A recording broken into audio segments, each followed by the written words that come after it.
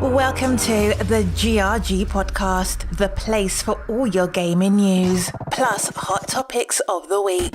Also, remember to follow us on Twitter at KMega4. Welcome to the GRG podcast.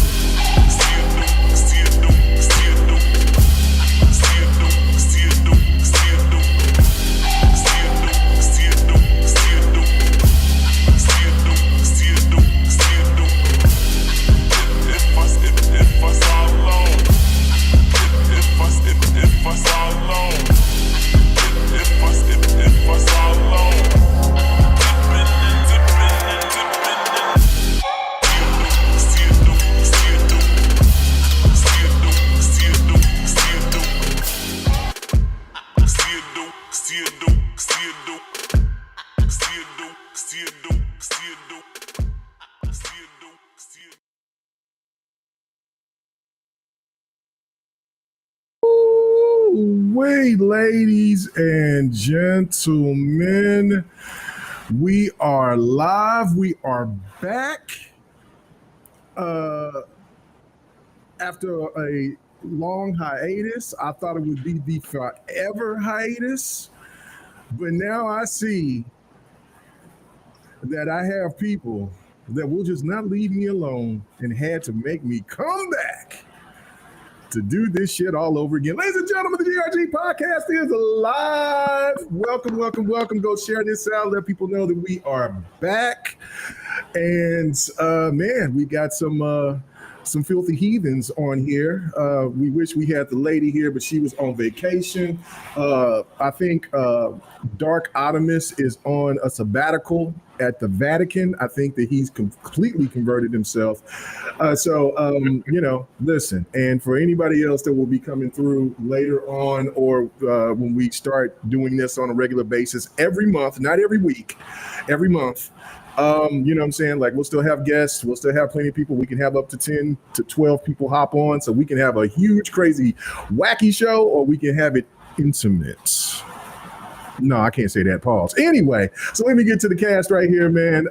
Let's get to the man that just shook his head right now. The diabolical one, the nasty one, the man that you do not want to help you with any health care. The venomous. Anybody that is in healthcare that uses the word venomous got to be a wiper. The AKA the wiper has returned. What's up with you? I swear to God, I want to kill every last one of y'all. Okay. See, ladies and gentlemen, you hear this? You hear it is right there. It's right there. That's a Hippocratic oath. Which is man. What's up with you, Viper, man? How's it feel to be back? It is wonderful to be back, and yeah, it took a lot to get you back in here because we know that you missed it, but you were Stop it. You were lying to yourself. You know that? You were lying to yourself. So now back once a month, get into these topics. I appreciate you coming back, and I'll always be here to back you up and stand by you when you need it. Okay. Okay, I appreciate it, brother. I appreciate it. Let's move on to our elder statesman. This old geezer, it needs no introduction, but yet I still will have to do it. It is my obligation as a host.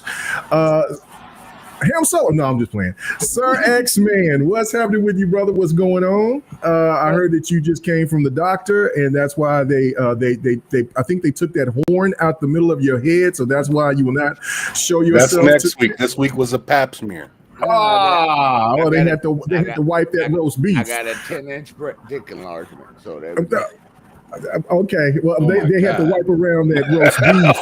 That was way worse than what I said. I know, that was way worse. I mean, that was not even the 10-minute mark. Good God Almighty. Let's have a good show, and everybody that's coming to the chat, welcome. Yo, all right. Let's come in here and thank you, Jazzy Noob, with the super chat. He says, welcome back again, K Mega, GRG for life. Hey, man, you think these fellas here, because they were the ones that talked me back. I jumped off. I jumped off the ledge, Jack. I was hanging. They were like, Mega, wait. And I just jumped.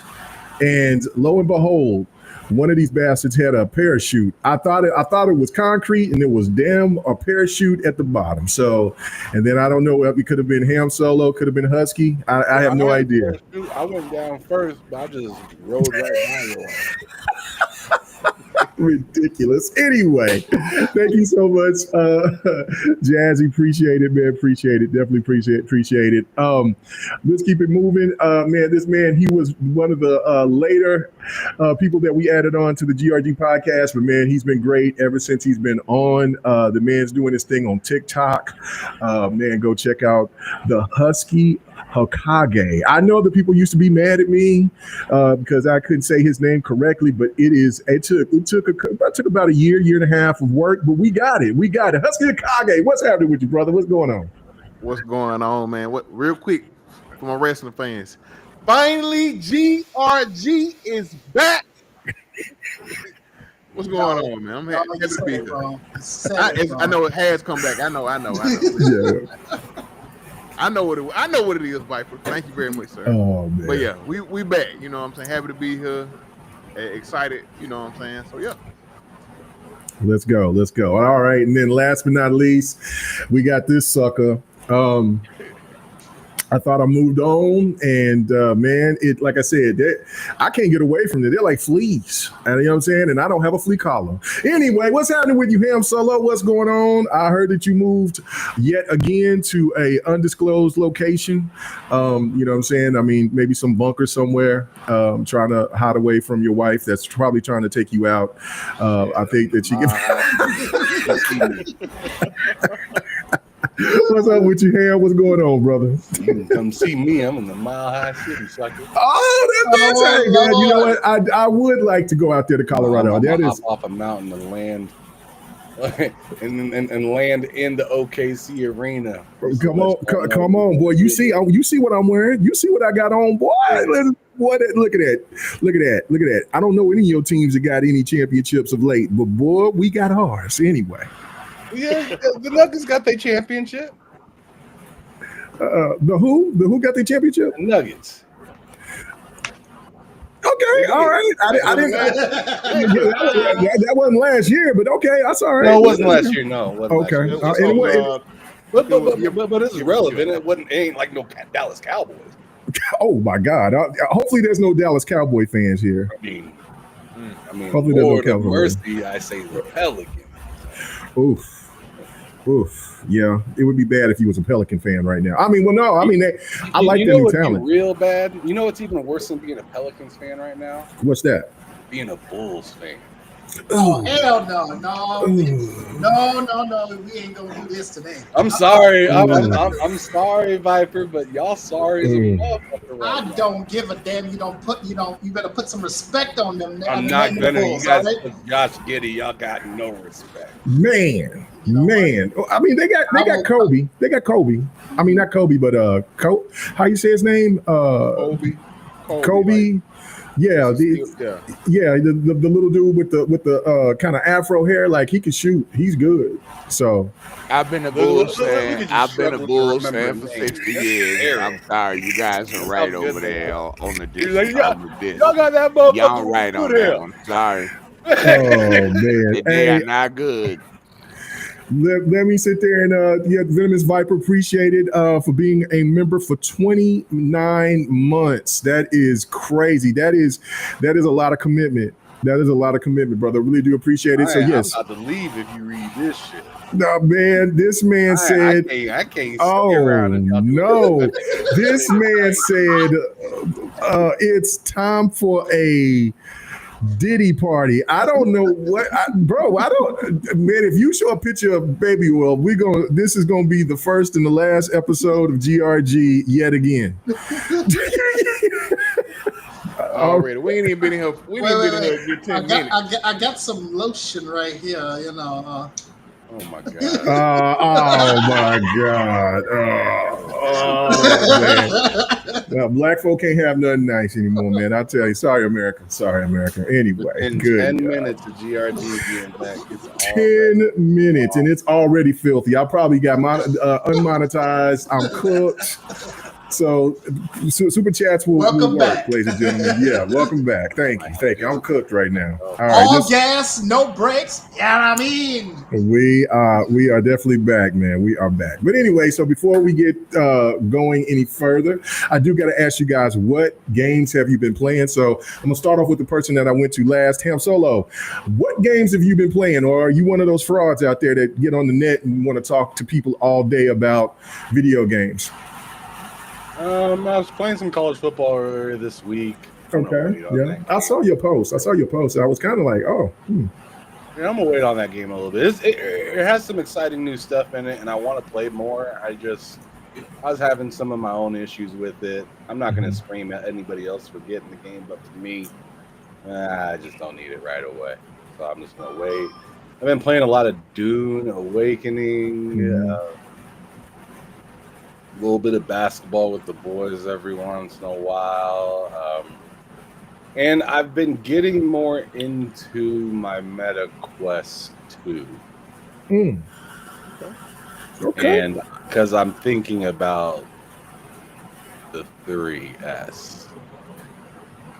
Really? You ready to move on, huh? Upgrade?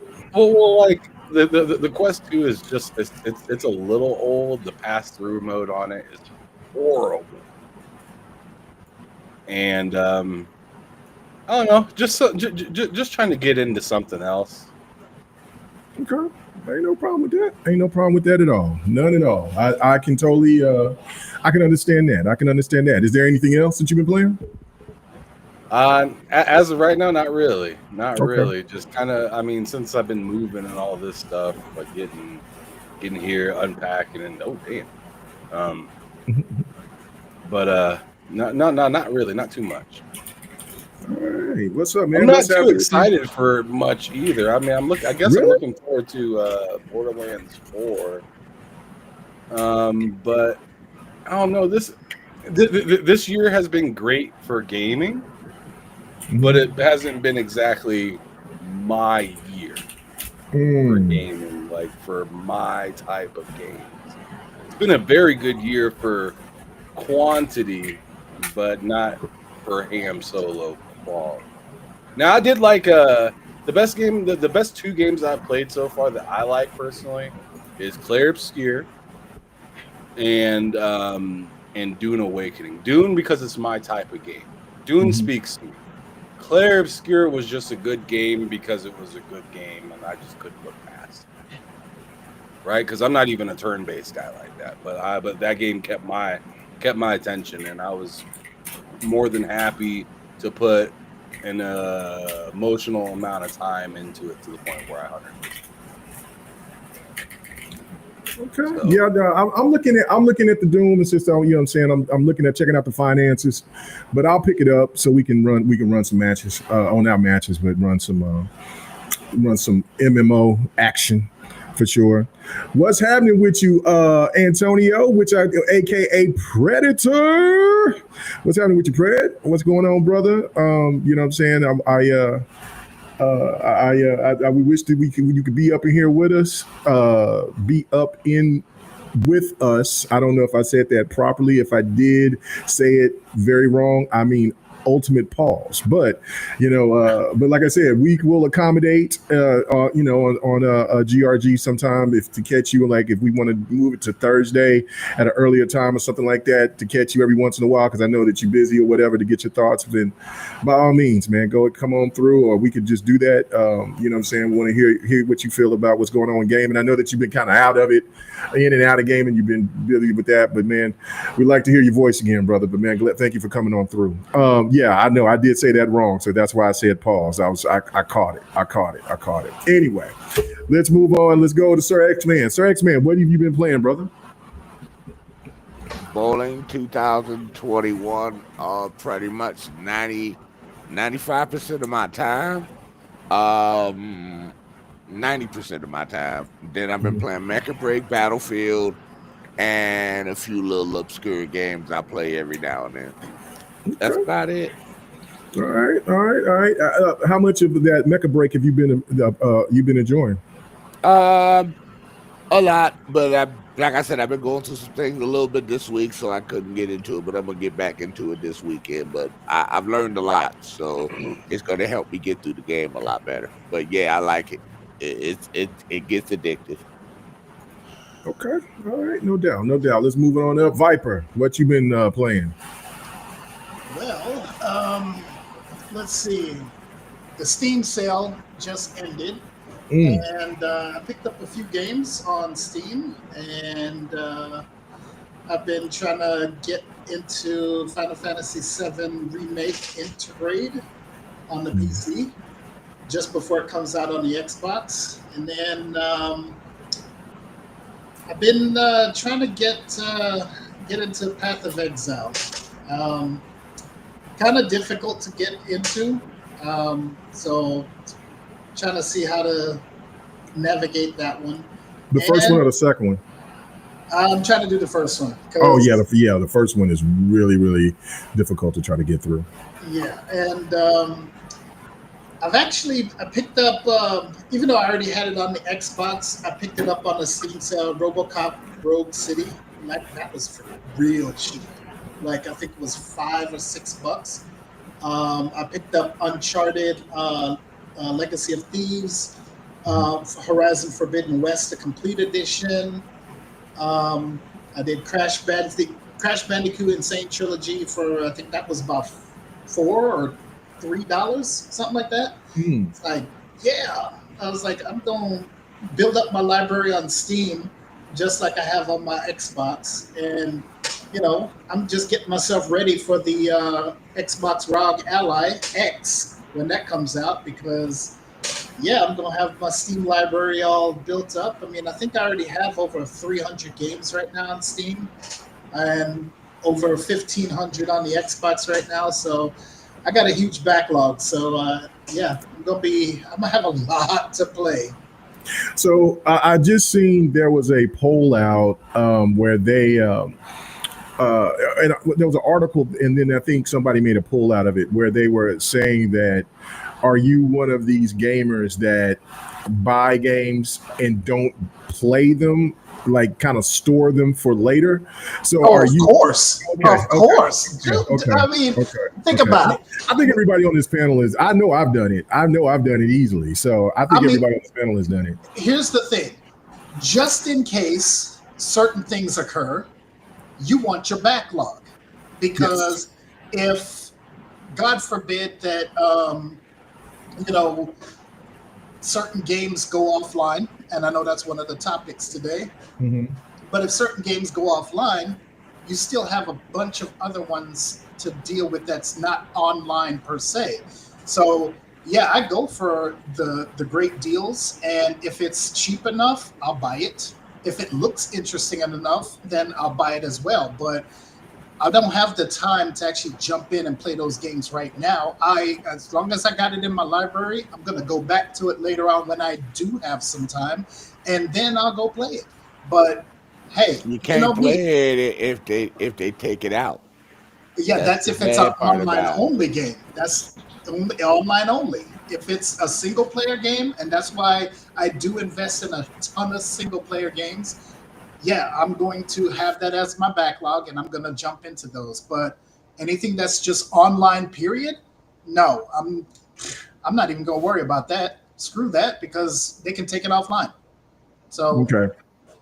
Well, that's crazy. If people was hearing my fan in the background, I apologize for that because I didn't probably change my settings on that, but I got it together now. So there you go. But yeah, no, I think everybody on the panel is done that. I think it's just part of just what real gamers do. Like we save, and I do the same thing as like what you do, is wait until, I mean, just for like if something goes bad or whatever, you know, games that go offline, or if you, whatever, you got a backlog to go to. Do you remember when Xbox Live had the free games every month, and all you did was just say, "Oh, I'm going to collect the game." Doesn't necessarily mean I'm going to play that game right now, but at least I got it in my backlog. Yep. I got it in my library. So, and I think people do the same thing with PS Plus. So yeah, but those Xbox games that they were games with gold, they still work. Exactly. Yeah, you're right. They still work. Even if you're not part of Xbox Live or Game Pass, you still have them in your library. But with PS Plus, if your subscription lapse, you lose access out of there. to it. Yep, it's gone. Yep, you're right.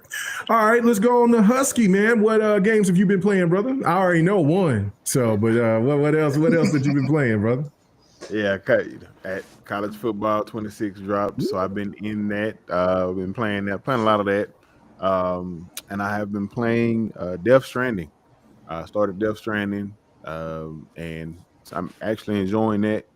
And I'm also playing. You enjoying it because you want that alone time. And I'm playing through Ham mentioned it, RoboCop Rogue City through on my Steam Deck. So I'm playing that when I get kind of hitting. That's the first one, right? That's the first. That's okay. Yeah, the DLC is not out yet, right? No, the DLC is already out. The unfinished business it comes out either. Is it out? No, it's not already out yet. It's already out on Xbox and PlayStation. Really? Okay. On the PC side, actually, oh God, let me go back and check that because I think it is already out on the PC. RoboCop, Unfinished Business, yeah, it's already out. It's a standalone. It's a standalone DLC or whatever. Oh no, I'm sorry. No, it's actually coming July 17th. So this month, next week. But it is already out on the Xbox. So yeah. Okay. All right. Good deal. Good deal. Anything else though, Husky? I'm sorry. No. That's it. That's I mean, yeah. And I'm just going for me is like well, let me read the super chat from DJ Berto Das. Appreciate it, man. DJ Berto Das said, "We are back, baby. Let's go." Anyways, he said, Sir Elderman. That's I dig that. I think we have to change Sir X-Man's name to Sir Elderman. Shut up, DJ. No, that's actually a good nickname for you. I like that name. I like that name. Like that's an evolved name. Like that's just coming from Sir X-Man, and then you evolve to Sir Elderman. That sounds more so powerful. Distinguished. Okay. Hey, yeah. Viper. What? You know vipers suck things, so shut up. Damn! Oh my God! This man, he could not wait, could he? I do spit venom at you, okay? So, yeah. Oh my God! Okay, all right. Let's. As for me, for what I've been playing, the hot tui. So they're gonna say that's your evolved name, Viper, Hot Tui Viper. Oh my God! We're not about to do this. No, come on now. Let's not do that. All right. Let's goddamn. As for me, man, I played a little bit of Mecha Break with Sir X-Man and Viper. Viper hated it. Yes, Sir X-Man took us into our demise. We were trying to figure out like the modes, and we got it at one area. It got cooked. We went into we was looking for PvE, and we got PvP'd. Then we got cooked. But then after we all separated, I went and I played for the remainder of the night. started to get a feel of the mechs that I liked, and then I actually enjoyed the game. But I knew the biggest problem was that I wasn't going to be on it like that because I knew college football was coming, and once it dropped, that's all I've been playing. There's nothing. I was supposed to be doing Fight Night last night, trying to play Tekken, trying to play Focal Room, and to see what he plays like. Nah, college football. I'm all in on the ultimate mode. I don't even really play those I know those editions, those modes where your ultimate team or whatever. Man, I'm all in on that because you can still build up your character. Or build up your team without having to spend money. And it's a grind. But it's also, if you play a lot of head-to-head matches online, stuff like that, there's a whole thing of where you can play. You don't even have to play against other human beings. You can play against the computer and try to build and get new cards and just build your team. I find it fascinating.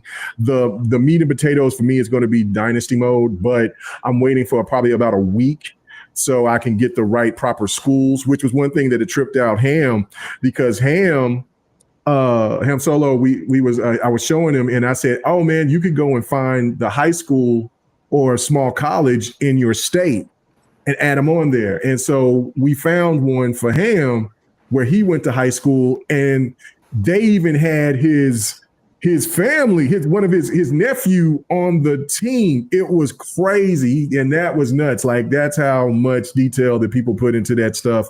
I found my old high school, Dale City High School. Like, it was dope. So yeah, and I did try the Road to Glory mode. I have seen some people complain about the Road to Glory, that it's not bare bones, but some people want more. They want it kind of like what it was in 2014 college, where you play multiple seasons. And so I know that they got to tread a line here and there. And if you go back to 2014, there was no ultimate team. There will be gamers that'll tell you, well, good, you don't need an ultimate team. But I see the benefit in it, especially if you don't want to buy stuff over and over again or spend money into it like you do in like NBA 2K or something like that. So yeah, I don't know. But where the everything is going to be for me is going to be Dynasty mode. So, but I just wanted to try all the modes that's available. And once I get off here, I probably pretty much will play about an hour or so before I have to go and go to bed kind of early so I can go make some moves tomorrow. But yeah, that's the stuff that I've been playing. So it's been very good, very good, very good. So, all right, let's get to the very first topic. DJ Berto said, oh, that was your fan K. I thought it was Sir X-Man snoring already. You know what? It kind of sounds the same, but yeah, no, it was on me. It was my old rickety fan. So I apologize for that. So, but anyway, so let's get to it. The Ghost of Yotei. See, I'm good today. Today I'm on point. Ghost of Yotei has dropped the gameplay trailer or whatever. The trailer released, and it was out to kind of a hyped mixed reception. I don't know. I'm going to go to you first. Oh, I was going to go to, but I'll go to Ham on this one first. Ham, your thoughts of what you've seen. I mean, does it make you really hyped for what you saw, or is it more of the same, or where you at on it? Is it still a day one buy for you? I'm sorry, which game? Ghost of Yotei. Oh, I don't know. I'm not down on it. I don't think it looks bad, but I don't know. Just like, I haven't finished Assassin's Creed, and that's kind of how I feel about that game. Okay. And I don't even think that's a bad thing exactly. I'm just not in the mood to play Assassin's Creed. And I'm not in the mood to play something similar to it at all. I don't know. I've been kind of in my own corner lately, kind of playing my own games. Very, very much not chasing things that are out. And I think I think I got burned. Like, I'm tired of getting burned on some games, you know. Mm-hmm. And I think that might be my issue right now. Like, I bought Mind's Eye right when it dropped. It was terrible. Didn't even turn it on, you know. And there's just a lot of games kind of coming out not exactly ready for showtime. And I even put NCAA on that list for me personally. Like, it might be good for you, but there's just some things that just bother me that I just don't want to pay $70 for. Like, I'll pay 40, maybe 50 for it, especially since I have like $18 in Microsoft credit. I was ready to pull the trigger on college football because I was like, I got that, and I'm just, I'll pay almost 50 for it, right? Mm-hmm. But yeah, when it kicked me out of a game and then put me at the main screen and it said connecting, and I was like, that was a single player game I'm playing. Why did it boot me to tell me that I'm connecting?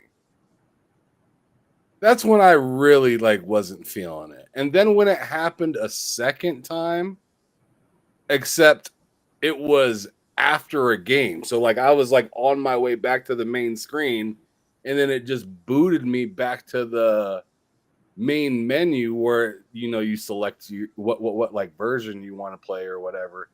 And it said connecting again, and I was like, hell nah, not again. Why is this happening on a single I get it if I'm playing online versus some people, or even the ultimate thing, because it's kind of it's somewhat online, right? I'm playing Road to Glory, and it keeps kicking me back to the main menu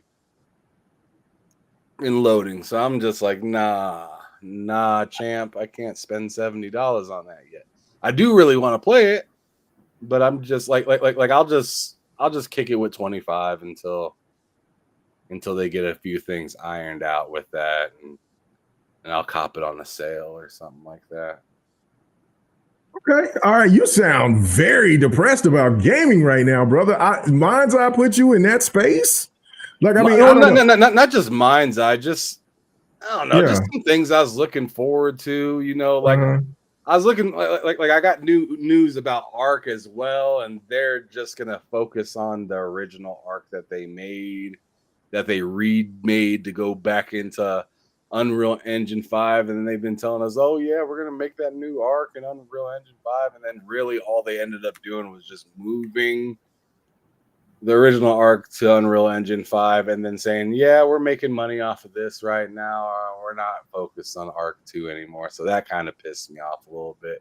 I'm having, like I said, I'm having a good time in Dune, but I'm just playing by myself.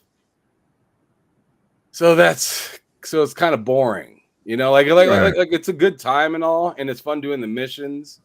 But it's just I could get so much more stuff done quicker if I just had a person or two like Elsa play with. So there's that, and I don't know.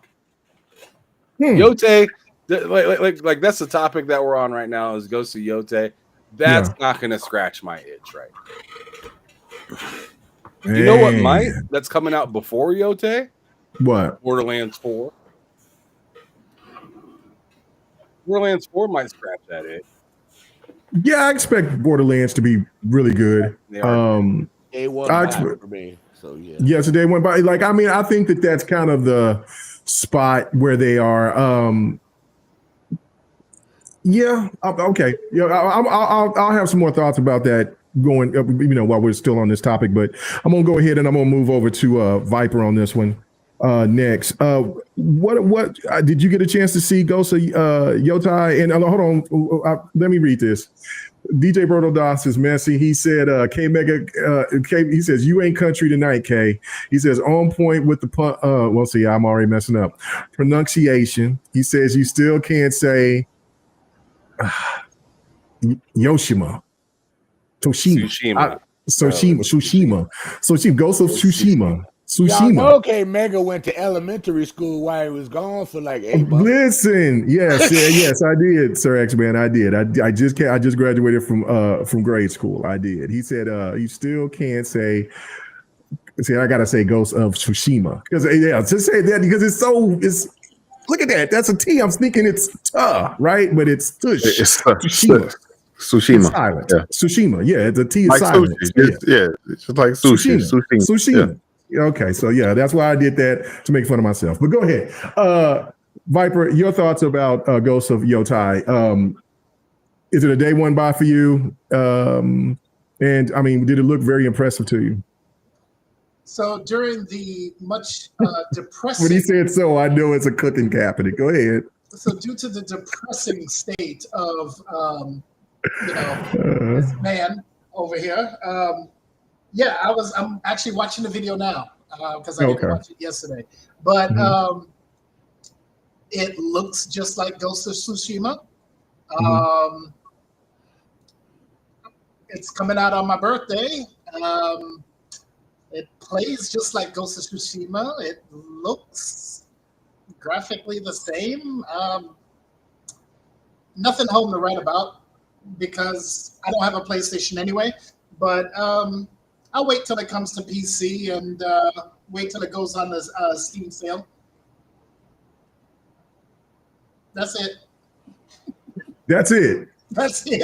That's it. Come on, How are you gonna man. call me depressing and then you say that? Hey, but at least I was a little bit upbeat about it. You just put my ass to sleep. Shit. Wow. Okay.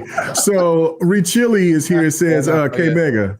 What is this? Is this GRG podcast or is it K Mega pronounce these small towns in different places across the country, across the world? I don't. What is that? Hold on. Somebody got to help me. What the hell is that? Okay, he says a nice village I visited in Mexico. Look, I love going to Mexico, but the places I've gone to Mexico, Costa Maya. What's the other one? Can't think of the other one, but yeah, no. What the hell is it? It says, hold on, somebody help me out with that. That's too much. That's too much. Can y'all see that? See, none of y'all want to sit there and do that either. I see it. I don't know what it is. What What are you talking about? Okay, so let the cow. I don't know, bro. Listen, I'm not even. Listen, I'm not cooking myself on that one. That's a hot mess. Point at it. Huh? Point at it. TLACUILOL.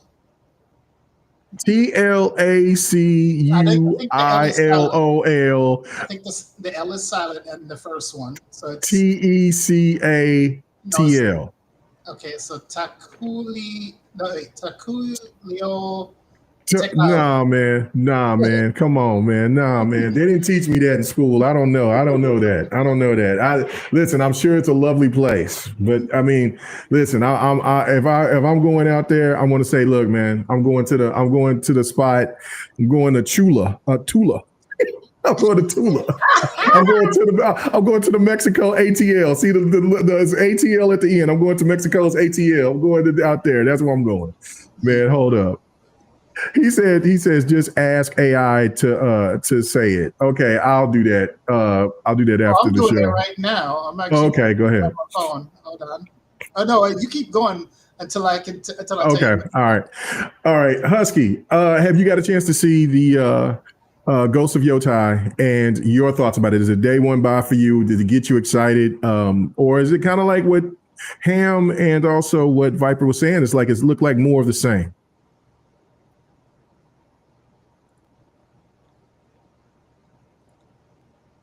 Can you hear me, Husky?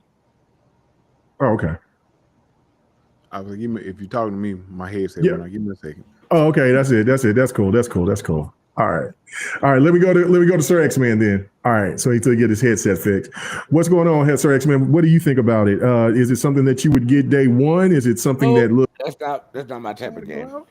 I'm not interested. Did you even play the first one? No. Oh, okay. All right. So that was quick. All right.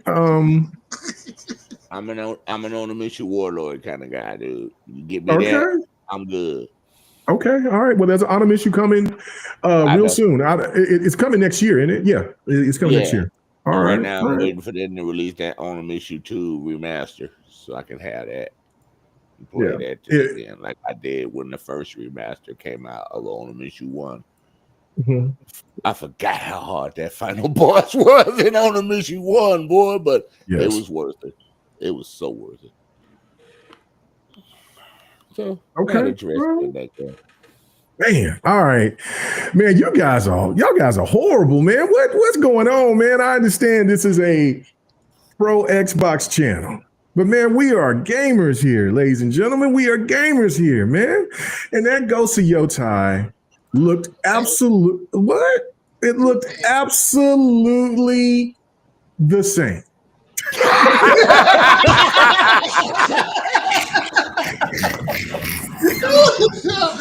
No. You got to remember, Digital Foundry will say it has better. Oh man, the grass bro, is so much prettier in that game. Listen. There's a little bump in graphics. There's no doubt about it. But this is the thing, right? And no, I don't. And listen, I don't want to disparage this game. I do not want this to come off like I'm going to trash it, because I'm not. Because I am excited for it. I really love the first game.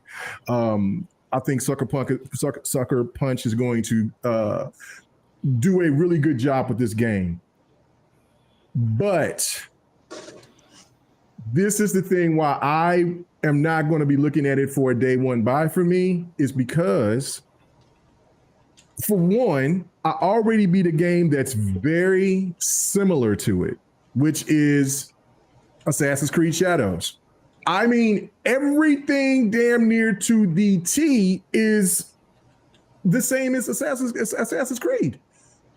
No lie. I mean, I just put 220 some hours into beating the game last week. Great game. It's one of those games that's one of my best of the year so far for the games that I played. It's not the game of the year. The game of the year for me is Expedition 33.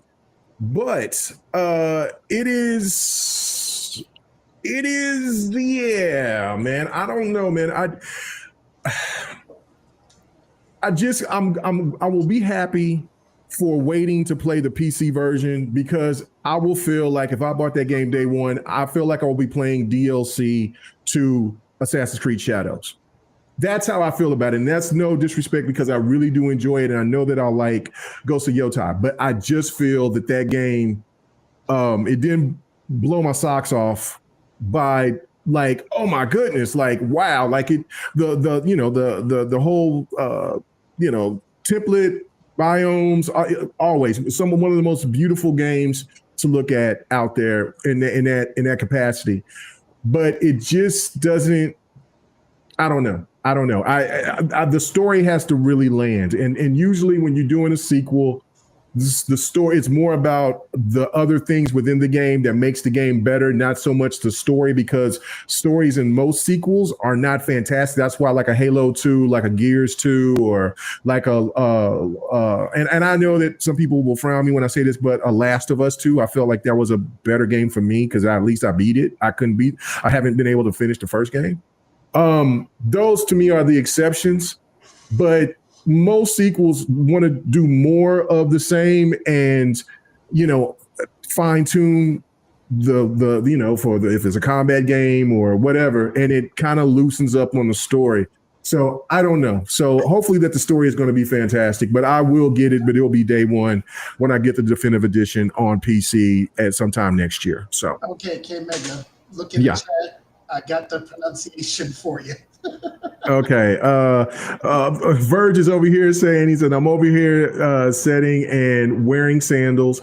I'm hype. He says my hype level is at 2. Excellent. That man is ready to go to sleep here pretty soon. Let's see. Okay, so let's see what this is. Tell me. Okay, go ahead. It's Talaqui Lul Te Kato. Say that again. Talaqui Lul Te Kato. No, fam. I'm not saying that. I'm not saying that, fam. We gonna let that ride. We're gonna let that ride, son. We're gonna let that ride. Thank you, Richili. I will not pronounce that. I will not take this ultimate L by trying to. That hurts my voice. That hurts my vocal cords just to look at all that. Hey, just try to say it fast. That's the problem I got. I'm not saying right. Right. Anyway, no, I ain't doing that. Anyway, okay. So, does anybody else have any feedback on here? I believe that Oh, there. Oh, okay. There's Husky right there. Okay, there you go. All right, let me get it back here. All right, there you go. I was already looking at it. I said, hold on. I got you. All right, got you. All right. So yeah, here. I'll say, well, I'm excited for it.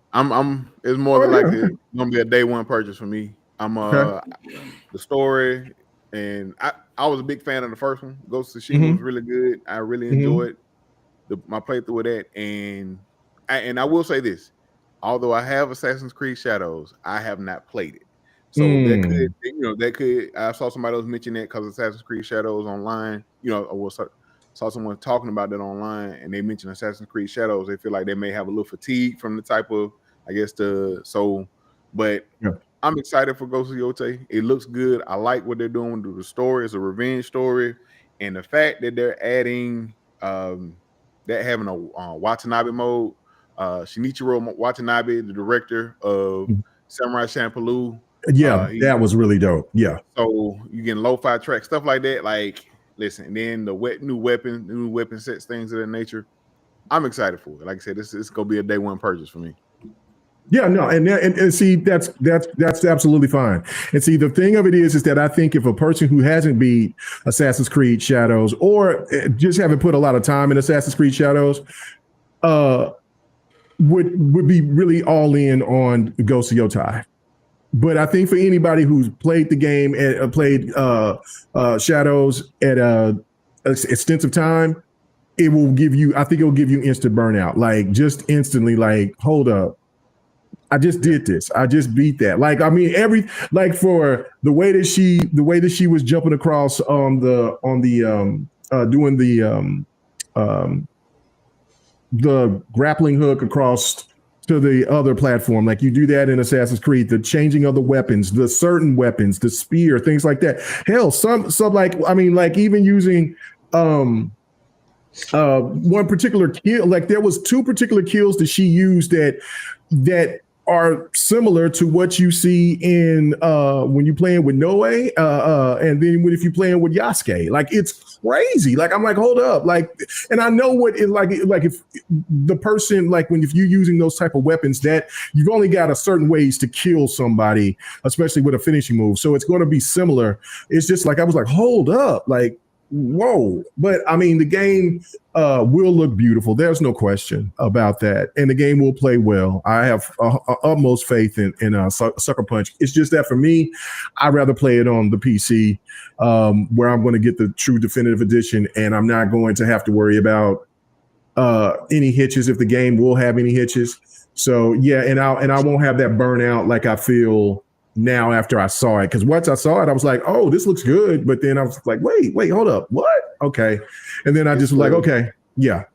It's the same thing from Ghost of Tsushima. And that's what I think the issue, not an issue, what the issue for a lot of people is the fact that it's coming out the same year that another game like that style. Because everything you named that you saw that was in Shadows, all those same things are also in Ghost of Tsushima. Like the only thing different, I think, they don't have like the different weapons. You have the different styles that you utilize or whatever the case may be. But it's essentially the same. Like I think they're adding the different variations of weapons in Ghost of Yotei or whatever. But it's the fact that it's coming out the same year that Assassin's Creed dropped, and a lot of those elements and the same things you were doing in Assassin's Creed with those, with Yasuke and Naue. You're gonna be doing the same thing, and then a lot of people like, I just played it. Like you said, I just played this. I don't want to play that again, or I just did this, or whatever the case may be. So we're gonna see how well it sells when it drops, though. But like I said, I'm excited for it. The one thing I'm not hearing is I don't hear anything about DEI in this game. I don't understand why, because y'all want to call DEI when it came to Assassin's Creed Shadows. You want to call DEI when it came to South of Midnight. You call DEI and some other stuff, but because I guess this is a Sony game, it's from also a Japanese game. You don't want to say DEI on this one. What's going on? They were saying that. Yeah, they were. Oh, they said it originally, but now that they've seen this trailer, they ain't saying nothing about it now. I seen a few. They didn't say DEI, but they was talking about the female character. Yeah. Because because I think the female, I think they might be trans, is what I was hearing, or something like that. And people were upset about that, like when they first announced it or whatever the case may be. So they'll scream anything nowadays. So I don't know, and I don't care. Just give me good character building. I don't care what sexual preference they are or what race they are. Or hell, even if they are human or not. Just give me a good story that I can and some good combat. If it's a game that's doing this and then the third, like I don't care. Like I see people over here saying that the Superman movie is woke. These people are stupid. Yes, they're just idiots. They're just absolute idiots. And for anybody that feeds into that grifting shit, like go away.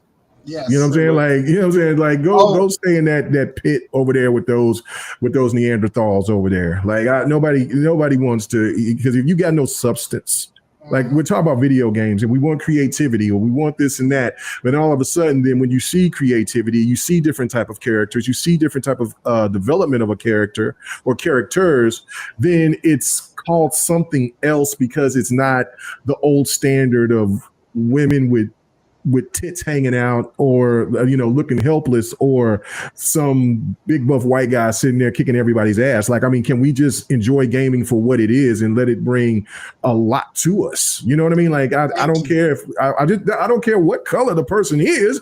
I just want to know if the game is good or not to spend my money on. That's it. That's it. So I don't know. And go to the movie. Just like Great Cheese said, Ghost of Yotei is woke because there isn't any jiggle physics. That's you're right, because it don't have no jiggle physics. That's what I'm talking about. Like these freakazoids will get out there and they will show more of Eve jiggling than they will do showing some gameplay of them doing anything. Wow. I remember seeing Mecha Break has jiggle physics. Yes, it does. Actually, it does.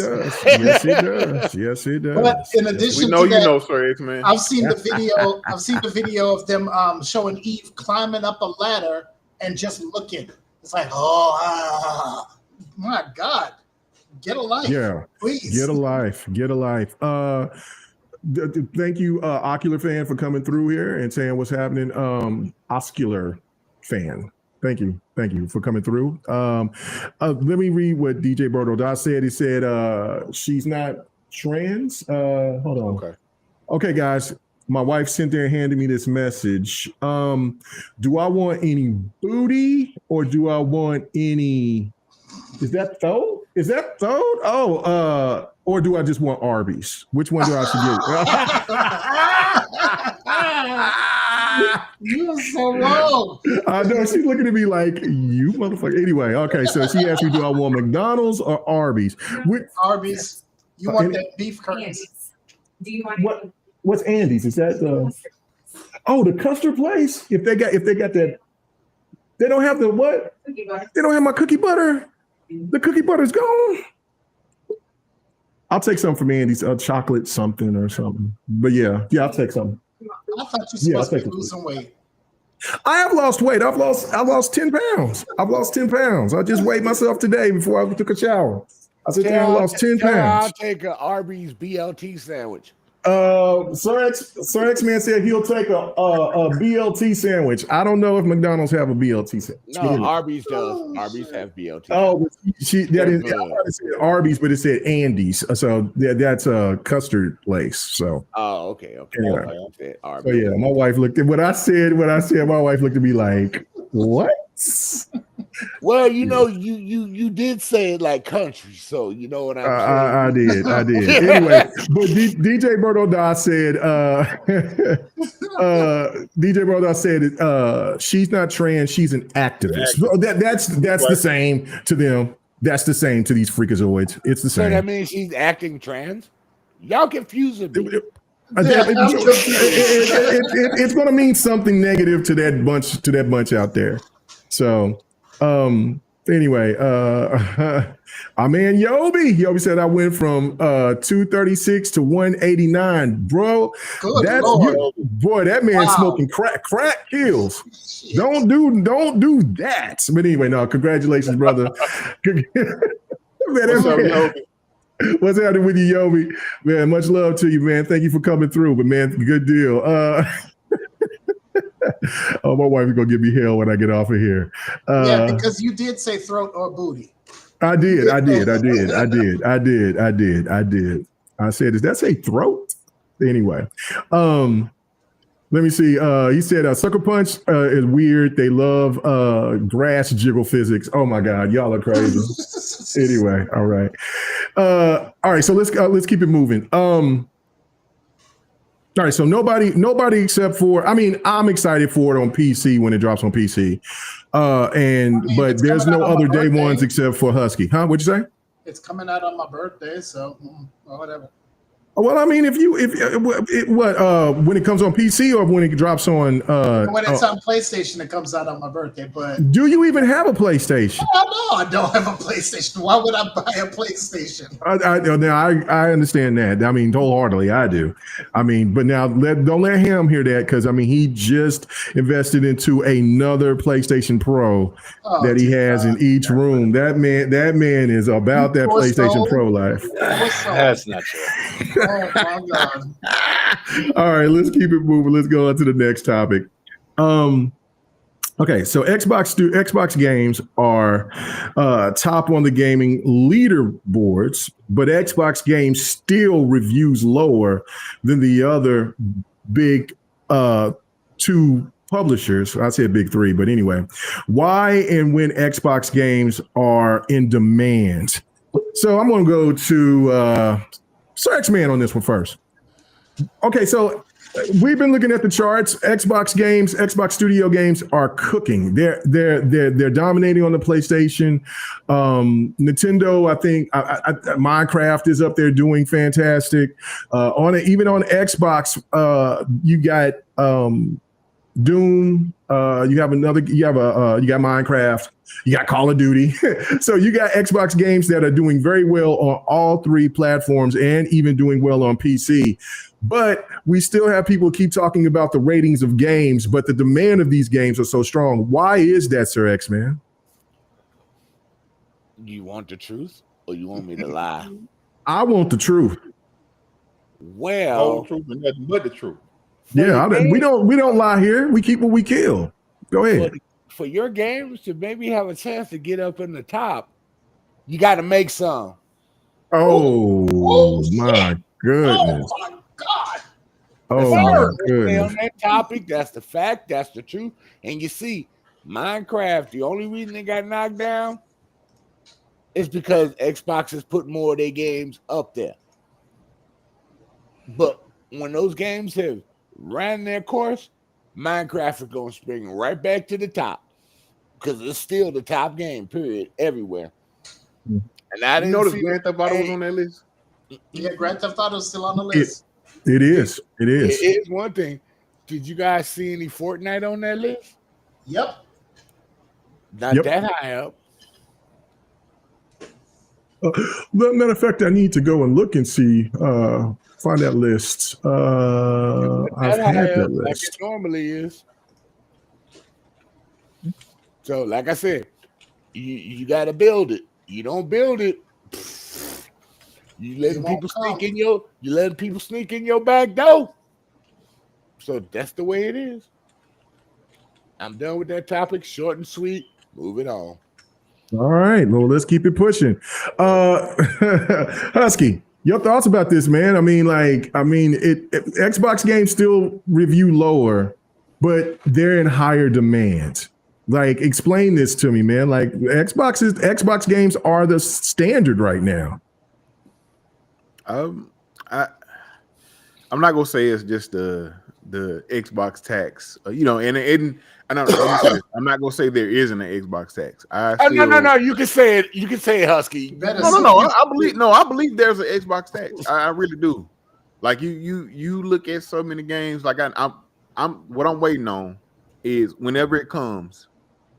Whenever they drop Starfield on, if they drop Starfield on PlayStation, watch it ends up with like a 8.5, a 9, or something crazy gets reviewed for PlayStation and ends up being like an 8 or something like that. Like, and it's just beyond me as to why we still have to go with these Xbox games where Xbox is putting games everywhere and they're making good quality games, good solid games, yet and still they're getting bad reviews, bad ratings. But it's gonna be interesting to see as stuff goes, the years go, like over the next 2 years, because I'm pretty sure Xbox is gonna be coming out with stuff like when Outer Worlds drops, when Outer Worlds 2 drop later on this year. I want to see what their rating looks like compared to just some of the other games they drop. But man, it's just an Xbox tax. I would like to say it's plain and simple. There's an Xbox tax. Now, no one likes to bring it up, or no one likes to believe it or believe into it or whatever. But I think a lot of these not developers, a lot of these reviewers or these sites, especially like maybe IGN or whatever the case may be, but they have a little disdain for Xbox or Microsoft, and you can kind of see it in some of their reviews and some of the stuff they some of the games they review. Yep. No, I totally agree 100%. What about you, Viper? What is the reason about that? I know that the word Xbox tax is out there. I mean, explain it. I don't know, man. It's crazy to me. Xbox is kicking ass right now. I'm just looking at this. Number 1 is Elden Ring. Number 2 is Doom. Number 3 is Horizon, a game that old, Horizon Forbidden West, Elder Scrolls Remastered, Call of Duty, Black Ops 6 in the top 5. So 3 Xbox games in the top 5 on a PlayStation list, right? Well, no, more than that. It's total sales. Oh, this total sales. Total sales. Yeah. Okay, so wait, hold on. Let me expand that. Total sales for May. So we got Doom the Dark Ages. 4 in Ages. the top 5. It's 4. Forza Horizon 5, Elder Scrolls 4 Oblivion Remastered, and Call of Duty Black Ops 6. So that's 4 out of the 5. 4 out of the top 5 are Microsoft Corporation games. And then you go down, like you said, it's Minecraft is right there. Minecraft, Okay. So I'm going to say this. If you don't believe in the Xbox tax, then you're smoking some crack. Okay? The fact is that these people who don't like Microsoft, they don't want an Xbox, but they sure do want Xbox games, don't they? Yep. It's kind of interesting. So then, of course, you've got these journalists, and I'm putting this in quotes. You got these journalists who think that, let's champion PlayStation and let's talk all of the good stuff about PlayStation, but let's talk bad about Xbox. But as soon as the games from Xbox go over to PlayStation, they'll review it slightly higher than what they review on Xbox or PC. I don't know what's going on, but I do know it's the Xbox tax. They've got their bias, and as a journalist, you're not supposed to be biased. So who's not doing their job properly? Oh, that's a good point. Really good point. Really good point. Do your damn job. You're paid to be unbiased and report the damn news. Report the news. Give us unfettered journalism, and do not give. I mean, yes, you can give your opinion, but make it clear what your opinion is. But don't make your whole thing your opinion. We need the facts. Just the facts, ma'am. Just the facts. Yes, you can put your opinion a little bit in there, but we want just the facts. And if you can't do that, you can't do your job properly. And I don't want to hear a damn thing that you got to say. And I'm not clicking on your sites because you're full of shit. Period. So that's all I got to say on that aspect for the not the developers, for the journalists, okay? But now when it comes to developers and publishers who like to be a little bit biased in their own right, I'm going to basically let them know that they're also full of shit. And, I hope you close down shop. I really do. Because when you're developing a game, you want everybody to have access to your game so they can play it. Stop playing favorites. Yes, somebody may give you the bag so that you can go ahead and develop the game. That's fine. You can have your temporary exclusive for a little bit. But when it comes to lying about certain things, and I'm looking at certain developers saying that, oh, it's the Series S's fault with the RAM. It's the Series S's fault that it can't do ray tracing. Bullshit, because Series S can do ray tracing. The first game to do ray tracing on the Series S was it was Watch Dogs Legions. That was the first game to do it. Yep. And that was a launch title. So don't tell me Series S can't do ray tracing. Don't tell me that the Series S can't run these games. Look at what they're doing right now with Baldur's Gate 3. How that has the now split screen is coming to the Series S. Okay, you couldn't bring it out because, oh, we can't get split screen to work on the Series S, but you can do it now. Yeah. So don't blame the Series S because you don't know how to do your freaking job. I'm not gonna cuss. They're pissing me off. But do your job, because you're telling people the lies all the time, and stupid people are falling for it. I'm getting tired of it. I'm getting extremely tired of it. I don't want to hear this shit no more because you're lying directly to my face, and I know what the hell's going on. It's called optimization, you piece of shit. It's optimization. That's what it is. Getting hot under the collar. And this Karen moment was brought to you by Venomous Viper.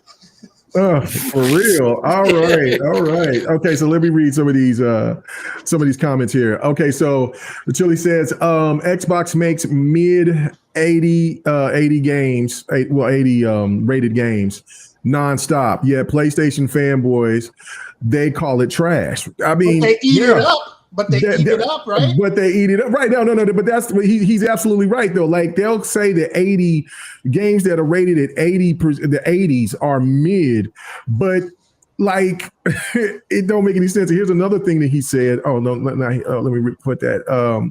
Sorry, he says Xbox games are made by evil corporations, while PlayStation games are made by master artisans who mastered the art of video games for 20 generations. I'm sure this is how Sony fans view games. Wow. You're absolutely right. And the fact of it is that, he was 100% on point with that. Let me respond with that. Please respond. Please. You know. Yeah, well, no, go ahead. Let me go ahead and solo on this. You know what? An 80 game is better than a 0 game that you don't have a game. That's all I'm gonna say. Thank you. Oh man, come on now. Don't do that. But he's right. Like that is how the PlayStation fans think. Ham Solo, your thoughts about this, man. Like what is it that you think is the reason why Xbox Studios is not getting the love that they deserve after now games would even be in the top 20 charts, except for maybe something that was a multiplayer like Sea of Thieves or maybe Forza Horizon. But to see this list of Xbox Studios games cooking like this, why is it not getting the love that it deserves, especially with games that get reviewed less than others? Well, it's just people go with what's popular and what they can see and easily be able to, I don't know. People like to dissect things quicker than they probably should, and especially when things are either on or not on their favorite device, team, whatever it may be, right? It was funny. I was watching a little video while Viper was talking, and Cristiano Ronaldo, or however you say his name. Cristiano Ronaldo. Yeah. So he got into like a thicker bodysuit, put a bunch of makeup and stuff on, and went out into the street and was playing with a soccer ball. And to me, that reminded me of Xbox, right? Because it's like nobody wants to bother with the guy in the middle of the street with the soccer ball, even though he's a fucking pro. Exactly. in the middle of the street right now. It's like literally the most popular thing in the middle of the street, and nobody notices it because it has essentially a mask on. It's a To mask a that lot of nobody people, wants. Xbox is that person. Yep. Once it goes over to PlayStation, it's when Cristiano Ronaldo takes off the fake mustache, takes off the mask, unzips the suit, and then all of a sudden, the entire city won't allow this guy that was just playing soccer all by himself to move without autographing or taking a picture or doing something. And to me, that is the T to what Xbox and Xbox games are, because there's nothing wrong with any of the titles for the most part, right? Like there's as much wrong with Xbox titles that there are with Nintendo or PlayStation titles, where sometimes they come out not completely, done and whatnot. Like, I mean, as much as people want to give, a game from Xbox some hate, they forget about the spider tofu and all the issues that Pokemon games come out with year after year whenever they come out on PlayStation. Or how about fucking 20 FPS Zelda? Yep. Remember, I mean, there's games that, but the thing is those get passes. Like that didn't stay in the news about Zelda having rough optimization. It didn't stay too much in the news that I mean, we talked about it a lot, but Tofu Spider-Man, that was an issue. Or the T-posing. Like whatever you want to call it. Like, so I think it's just like the fact of the matter is nobody wants to see I shouldn't say nobody, but a lot of people don't want to see the biggest cheerleader doing all the back flips, front flips, twists, and everything like that. And that's what Xbox is right now. It might be Sir X-Man wants to see the big cheerleader. Like now, Sir X-Man gonna tell you otherwise, brother. It might be the least attractive of the amongst all the cheerleaders, but it's the baddest of the group. And like right now, it's like to the point where it's like for this generation, I feel like the playoffs have started.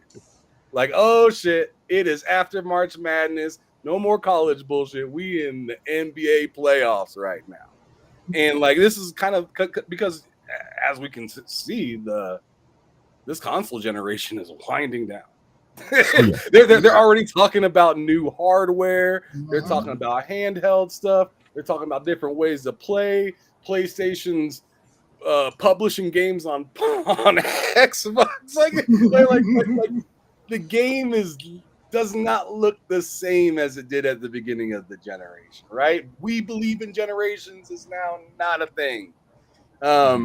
Nintendo is now taking third-party games. Like Xbox is just getting that money, and they're on top of the list for games. The beginning of this generation, it was the opposite for each of those businesses right now. You know what I mean? So like the game is changing a little bit. We're in the playoffs. So you can see all these teams tightening up and, releasing people and whatnot, cutting the trim. And it's not all pretty, but they're doing what they got to do to survive in the playoffs for themselves. So it's interesting to see. As for Xbox games, I mean, really, I think they just need to continue to do what they do. Just ignore, all the extra. And I think we've said this before. If you just keep doing what you're doing, you got the most studios. You just keep releasing games. At some point, you're just undeniable. Mm-hmm. Right? I mean, everybody can complain. They can give all the bad grades they want, but I don't think Microsoft cares if you give this game a 60 if it's selling 8, 10, 20 million. Like they're like, hey, you can give it an F. Yep, that's it. If it's selling like crazy, I mean, the shareholders don't care what you. I mean, hell, would you rather? Would you rather get Game of the Year and sell 1.4 million, or would you rather sell 15, 20 million and have a D? Elden Ring and Hogwarts Legacy. Example. I'm just saying, like people are gonna rate things crazy because they're emotional about it. Yeah. And whatnot. But like at the end of the day, did it get purchased? Did it get purchased a lot more than other than? I mean, like you can say that the game is better all you want. Ain't nobody playing it. And that's all these stuff care about.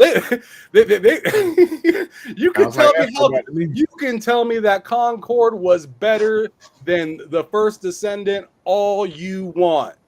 Which game is still running? Woo! Oh my God! Don't do that. I'm just saying. Oh man! I'm sure Big Man knows this. The First Descendant got horrendous scores in the 50s and 60s. Concord IGN 7 out of 10. It doesn't matter. These emotional reactions to, oh, this needs to be buttered up so I can get another review access, or oh, this needs to be buttered up so people know that I'm still riding on their side. That shit don't matter when it comes to sales. Nobody loves McDonald's, but for some reason they still get money. Exactly. You know what I'm saying? Some reason they are outselling your favorite restaurant. So all these people saying I hate McDonald's, do you believe them? Hey, Megan looking like he like, man, I'm looking at my McDonald's right now. My wife is just getting they out there getting some McDonald's for me. I never said I hate McDonald's. I just don't eat it all the time. I don't say, but hey man, everybody throughout your life. Oh, McDonald's, I don't fuck with that. Oh, that shit nasty. Man, that's not good for you. Yeah, that horse meat, whatever. You rarely hear about a restaurant from McDonald's closing now. Nope, you do not. When's the last McDonald's restaurant you've seen closed down? I know you probably seen Pizza Hut. You seen Burger King. You seen Taco Bell. McDonald's always got a fucking line. You see Applebee's. You don't see no McDonald's closing down. Nope, you do not. And what's even crazier is McDonald's owns most of the property that they put their shit on. They don't rent. It's crazy. One of the only businesses to do that. But I this ain't no McDonald's podcast right now. I ain't trying to do that. I'm just trying to say that people are full of shit. Yes, they are. No, the money is what does all the talking at the end of the day. You speak with your wallet.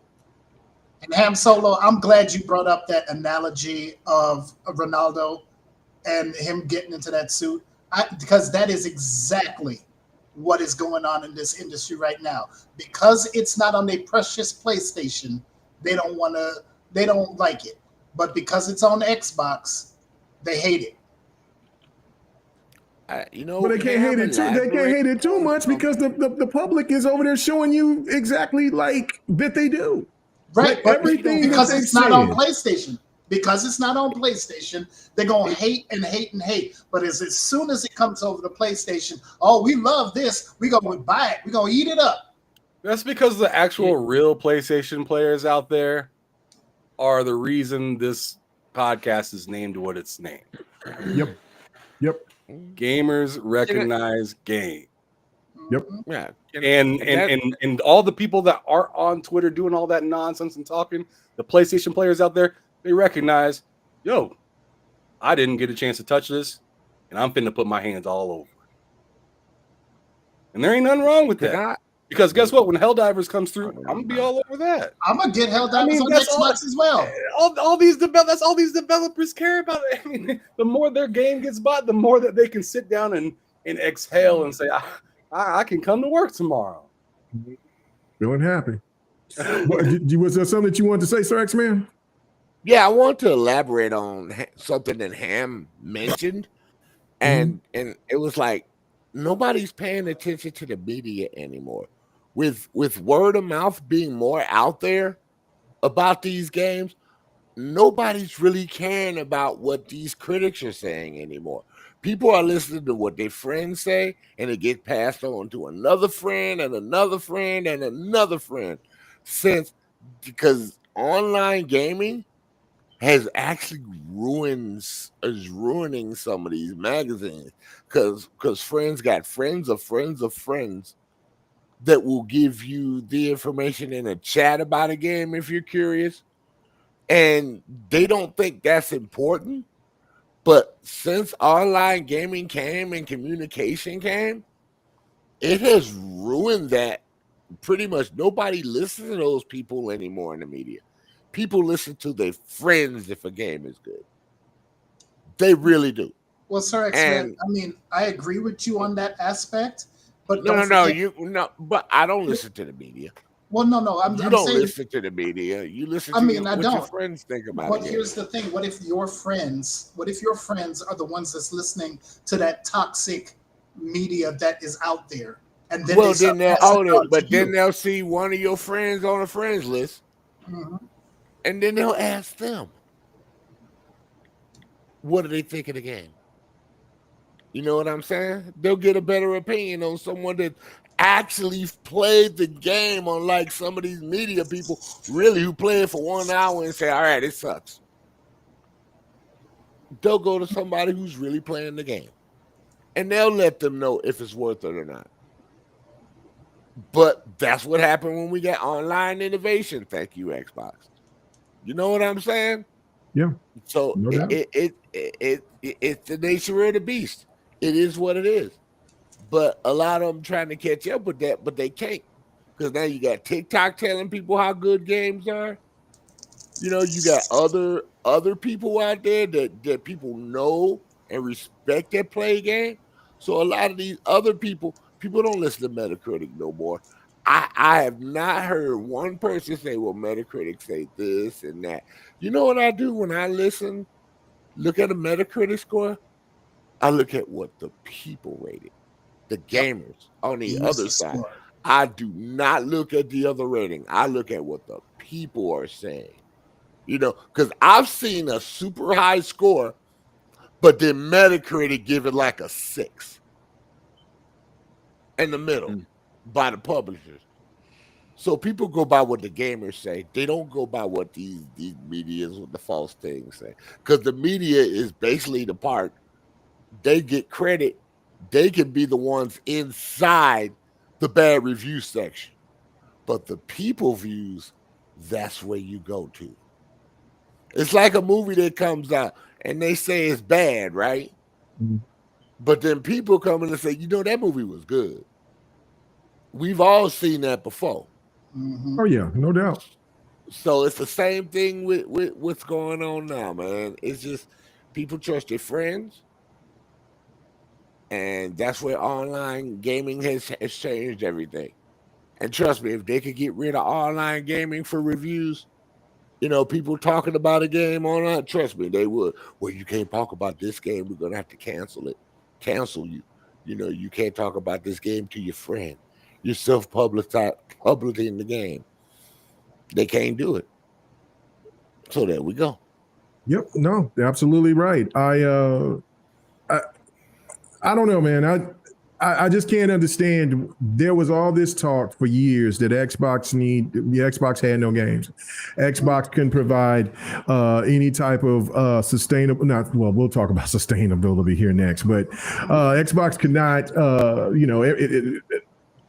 Xbox giving out games, Xbox Gamepass fodder, just everything. This blah blah blah on the third. Look at their ratings. Blah blah blah. 70s. This that. They are cooking. And instead of giving any type of acknowledgement of saying, you know what, Xbox is doing the damn thing towards the later end of this generation, the stuff that I hear on the background is, oh, you know what, but that Xbox had to buy that studio. But yet on the flip side, these guys is over here bragging about Spider-Man. Can't wait for Wolverine. Can't wait. I don't know, man. Like, I mean, when they talk about Naughty Dog, they bought Naughty Dog. That wasn't a studio that they just built from the ground up. So I don't know. Is another one. Yeah, I mean, no, it's a bunch of them. I mean, Sucker Punch, I believe, is another one as well. So it's if they bought the studio and they put the money behind behind these games, like it's just like with Stellar Blade. PlayStation or Sony sit there and spent the money to help develop for that game. So therefore, Sony should get the praise for it. But you know what they don't get praise for putting money behind it, and even devs. Oh shit! What's that game that came out? Looked really. It was a horror game that came out 2 years ago. It was Sony. Silent Hill. No. Oh my God! Somebody in the chat, please help me. I had the game right there in the tip of my tongue, and then it just went away. But it is it with a bunch of kids that are getting killed off one by one? No. That's Dawn Till Dusk, the Dusk Till Dawn or whatever. Yeah. No, Until Dawn. But no, I'm talking about it was a game of a prisoner in a dude that was a prisoner in space. Protocol. Yes. Callisto Protocol. Oh, okay. You don't see anybody talking about that, and you don't see people sitting there talking about the fact that game that studio was working on another game, and because of the failures of that game not getting to the heights it's supposed to, they had to shut down and cancel that game, and most likely that studio is probably going to go away. We had a show about that game. So I mean, these are the things that just trips me out. Like I don't know, the gaming media is wild to me. But anyway, let's go ahead and keep moving on. Also, one more thing to add to that. Yeah. Case in point about the Xbox tax. We all remember Sea of Thieves, right? 69 on Xbox One, 81 67, 69. Yep. 80, it's 81 on PlayStation. You know what? 81 on PlayStation 5. Yes. I will start using that term Xbox tax if that game gets added on the VGAs as the what's that category? Continuous game. Continuous game. Yep. If Sea of Thieves finally gets in, and even as nominated, I'm going to start using that term Xbox tax, because Sea of Thieves has been going strong and burning the midnight oil for years, for damn near going on 10 years, a decade. And if they just now start acknowledging it because it's on PlayStation, then what else can you say? So anyway, let's. I gotta add my most favorite hate in a situation. When Red Dead Redemption 2 got a higher rating on the Xbox X than everybody, and even Digital Foundry couldn't avoid praising that. I was like, the hate was so real on the other side, dude. I was like, how's that thing more powerful than a PlayStation 4? I was like, really, guys? Seriously? Yeah, because it was running native 4K and it was holding a solid 30 frames. That was my moment that I loved. Yep. Okay, I'm done. All right. Okay, so let's move on to the next topic. And this is still Xbox related, but this is kind of a different thing, because I did bring up, and Viper was like, "Man, you did my thoughts, and you didn't," because I did it on Sunday randomly, because I was just so irritated about this Game Pass hate. But I'm going to put a little twist to this. Yes. All right. So and I'm going to go to Ham Solo first on this one. Okay. So what is more harmful to gaming? Subscription service like Game Pass, or huge AAA single player game budgets? Let us discuss. Put that in the chat as a poll. I would say game budgets, because when you put something on Game Pass, it's a agreement. Like, are you talking about first party or? Yeah, I'm just talking about just big, huge AAA games that has these enormous budgets on everything. Yeah, it doesn't have to be first party. Everything. That's not what I'm asking. I'm asking you if you're talking about Game Pass. Are you talking about first party games for Game Pass? Or are you talking about third party developers for Game Pass? Or are you lumping evering together? I'm lumping everything together because it's normally, I mean, they go after Game Pass extensively, but the gaming media and others out there say that gaming services are the thing that harms the gaming industry. Yeah. I mean, I have a hard time blaming services on it because, like maybe for their first party category for Xbox, maybe it cannibalizes some of the sales for that and whatnot. I mean, I'm sure it does actually, and maybe that's where Sony, like, not that I want Xbox to do that, but that's might be what Sony kind of has going for them as like, the whole loss versus gain, maybe in that in that segment. But I don't know. Especially with Xbox now putting things available on Steam, PlayStation, and other ways of being able to buy it. I think they're kind of,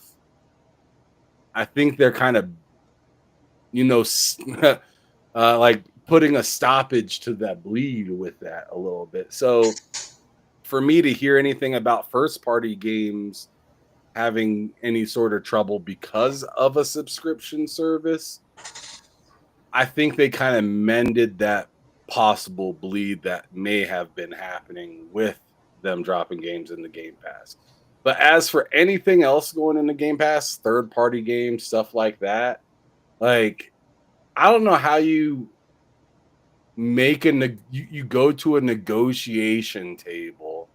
Nobody's forcing you to take a seat and come into that boardroom meeting. And at no point did they threaten, if you don't do this, we'll never rock with you or anything like that. So I don't understand where people come up with the idea of, like, for instance, Claire Obscure. Like, that was on Game Pass. They happened to make a good game, and it didn't matter. It didn't matter that it was on a subscription service at all. So, like, I think, to your question, K-Mega, it's overspending and not knowing if you're able to follow through with what you just spent your money on. That's more of a detriment than a subscription service is. If subscription service was as big of a detriment that people are making it out to be, why is there still music and movies? I mean, the box office is still thriving. Hell, people are still going to go see movies, subscription service. In fact, there's a subscription service to go see movies. Facts. Yes, there AMC is. AMC has There's a subscription service where you could pay a monthly fee and you get to see, like, I think it's like 4 or 5 movies a month. Yeah. Yep. And I mean, I'm sorry, but I don't see anybody in the movie industry right now saying, hey, I want a worse deal. I'd rather buy it a la carte, more expensive, because just going to go watch 2 movies off of that pass pays for that subscription for the month. Yep. Just going to go. You don't like unless you go to movies regularly or have at least been to the movie a few times lately, you know that you're not walking out without spending at least $50 if you even going alone. If you're getting popcorn or drink and everything like that, including the movie ticket, you're spending around $50. I took my daughter to the movie, and I spent about $70. Yeah, I took the family to go see Jurassic World, the Jurassic Park movie or whatever. Yeah, I'm looking forward to want to see that. The movie itself. I mean, if you like the franchise, you'll like the movie. I mean, it's not like spectacular or anything. I got my custard. Go ahead, continue. I'm sorry, but once again, like Cam went to the movies, took the family to the movies, and it's 5 of us, and and it was probably like $200. That's expensive. 5 of y'all. Only reason it would have been more because I didn't have, but I had how much? It was like I only paid like 40 or 50, But like I said, the Oh only yeah, reason, you were lucky. What? but What the hell did you do? the only reason is I'm like an AMC. I'm not like the top tier list, but I'm like a middle list of AMC. I pay like a yearly subscription, and I get my rewards. So every time anything we do, like I had some rewards saved up. So literally, I had like 30 or $40 off. So yeah, and I only had to pay like $40 or $50 for everything, because I had my reward stacked up. That's the only reason. But had I not had that, I'd have been paying like $100 or something. Boy, that boy had two of them kids stuffed in a backpack and came and snuck in. Yeah, that's like me. Look, that's when I was growing up. I used to get season passes for Six Flags Great America every year for me and my two other boys. So I said, you know what? I'll just get the season passes. When we went pretty much, 1.5 times, I used to get the parking pass too. I didn't get to deal with that drama for the whole year. Did you do the fast pass? I didn't care about the fast pass back then, but now that I'm older, I'd use it. But but now I'd get the season pass for them every year, and we go to everything, no charge, just flash it and go in. And we win about 5 times a year. I paid for it, but myself paid for the whole thing. I got my money back pretty much just going 1.5 times. Because even if we left early, we could just come right back in, and I made my money back easy. So like you with the movie thing, it's worth having, and that technically is a subscription because you pay for it for the year, and you can go to any Six Flags out there. Yep. That was the one good thing about having that, and I love roller coaster too, so it worked out. I apologize that I'm eating on the screen, but this custard is melting, so I'm trying to save it. You like the cream? Huh? Cream. Man, I couldn't help it, dude. I'm so sorry. I apologize, my friend. Sorry about I said custard. I didn't say anything about no cream. It's creamy. You loving the cream. Shut up. Enjoy it. They got you. Look at them. But all right, so here's the thing. I forgot who said it. I don't know if it was Ray Chi or somebody else, but somebody did say that your light bill. That was Rain G4. I posted. I had it right there. Yep. Okay, Rain G4 said it. Your light bill is a subscription service. Yep. Your rent and your mortgage is a subscription service, people. Your cell phone bill is a subscription service. So the things that you do for Spotify, that's a subscription service if you pay for it.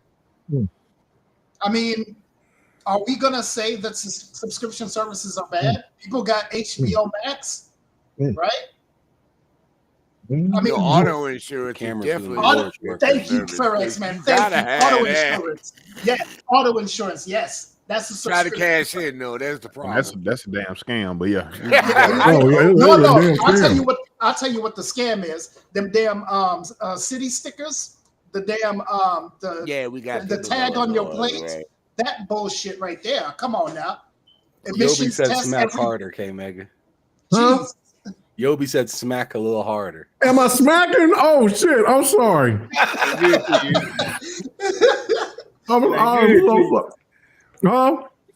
It ain't good to you. No, that's your good, boy. This thing good. I'm sorry. You doing that slurping, grip? Man, I'm sorry, brother. I'm sorry. I'm you my mic. But anyway, no. But the fact is, you're about to throw a little tag on my that Brazzers.com. Listen, got a whole mouthful. Oh Lord.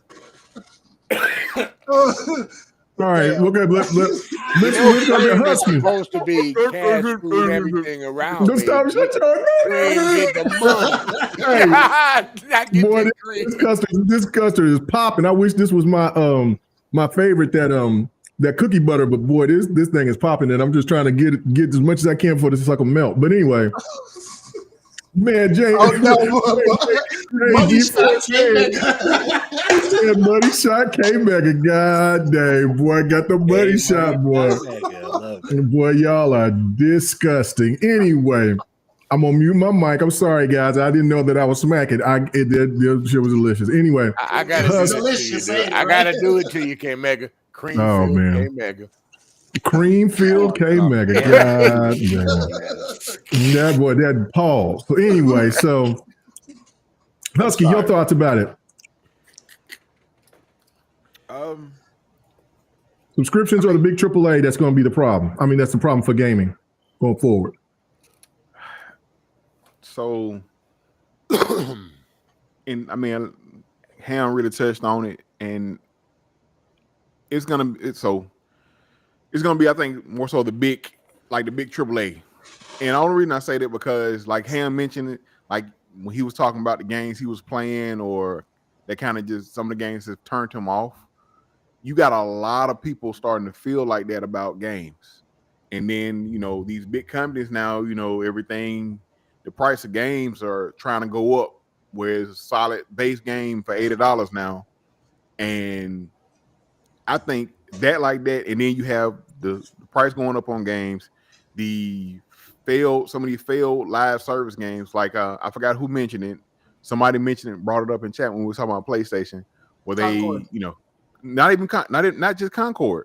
Look at all the games when they announced when what's his name was in charge, and they announced all those live service games, and like they've closed and canceled so many games that were because they were focusing on live service. And I said this before, where they were behind the trend. They waited too late to make the move. They tried to make the move, and when they made it, it was too late. So all that focus and the R&D and money they spent, because they spent how much? $400 million on Concord, trying to make Concord. Yeah.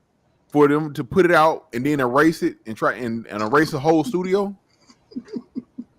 like I'm sorry, I gotta laugh.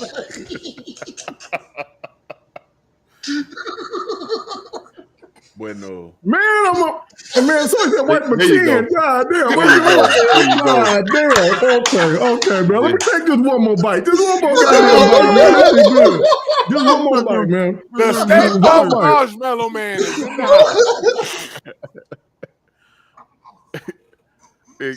Just turn the camera off and go eat your food, man. You know what I'm saying? That way you ain't gotta. This man getting that ice cream everywhere. Just turn your camera off, okay? Eat your food, man. Kissing that shit. Listen, he all in it too, man.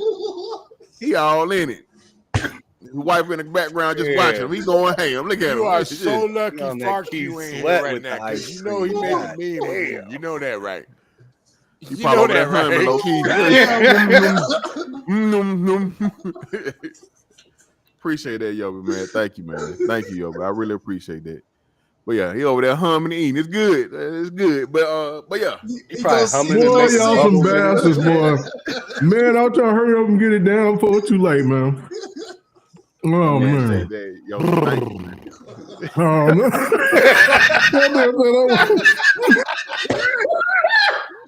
Y'all stupid. All right, man. My wife got me back for what I said to her earlier. Listen. She know I love that custard, man. She love I love that shit. I love that custard ice cream sucking paws. That's it. Now, you know what? Right here like RG3. Call it milk kitchen. With frosting on it. We need to y'all bullshitting, bro. Shit, that custard was calling me, melting. I had to get it before it was too good. Before I could, man, come on, man. Boy, I ain't had no custard in about 3 months, man. What y'all talking about, man? Shit, man. Y'all should have invited me. I'm sorry. Why not? Why not, Hale? Why not, brother? I don't know. I'm tripping. Man, shit. When that custard, she said cover. She said Andy's. I said, oh Lord, man. That means a lot, man. Thank you. G4, good one, man. Good one. I like that. Oh, yeah, though. What he call me? Cream boy. That boy He over there cream. making noises too. I told you.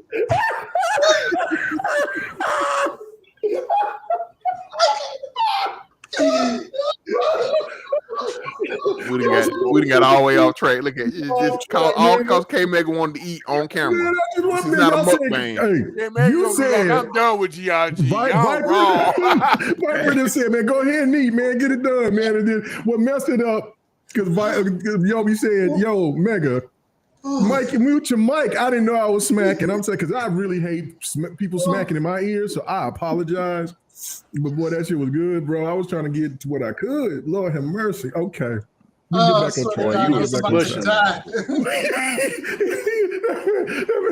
X-Man said, you getting it all over the place, bro. That shit, he said, man, get it off your chin, man. Get it off your neck. Yeah, man, I had to tell you, get it off your chin, bro. That shit was a drip. You can't hide the evidence, bro. That man said, he said, I can't beat the charges. That man said, that man came back out there with that white sauce on the chin. Pause. Man, that custard on the chin. The proof is in the pudding. The proof on his shirt. It's on your shirt too. What? No, that's the GRG. This my old beat up GRG shirt. I got a couple. I need to wear that white GRG shirt I got too. Anyway. It'll mess right in the cuff. Yeah, you want me to don't see the get cuff no white then. stains on the white shirt. Well, no, that man said I'm over here. No, what's up? Okay, anyway, what back you on doing track. over there? I was over there saying, man, okay, never mind. You got ice cream under your shirt now too? No, sucker, I was pretending because they said I had it on my shirt and I do not. I was just, oh my God, stop. You know what? So you was trying to lick it off of your shirt? I was pretending. Oh my goodness. Okay. Stop talking. He gonna keep going. You keep talking. Hey, Yobi said, and he still ain't muted his mic. I did mute my mic. I'm talking now. I know that I got the mic off of mute. Okay. Anyway, let's get back on track. Okay. So Husky, was you done with your point, brother? Yeah. I was done. Okay. It's basically done, man. You and your. What topic are we on? My custard is melted, brother. My custard is melted, man. This shit good though. I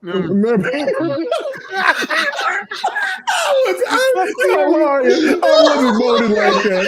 I was not fucking molded like that. You a goddamn. Yes, you was. You were. When you go back and watch this, people gonna be. I hope they don't click in when you go on there.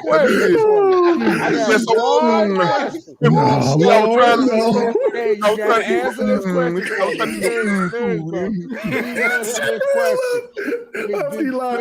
this question. Yes. Save some cream for the PlayStation people. Oh my God. Y'all got me crying over here, man. Y'all stupid. That man said I was.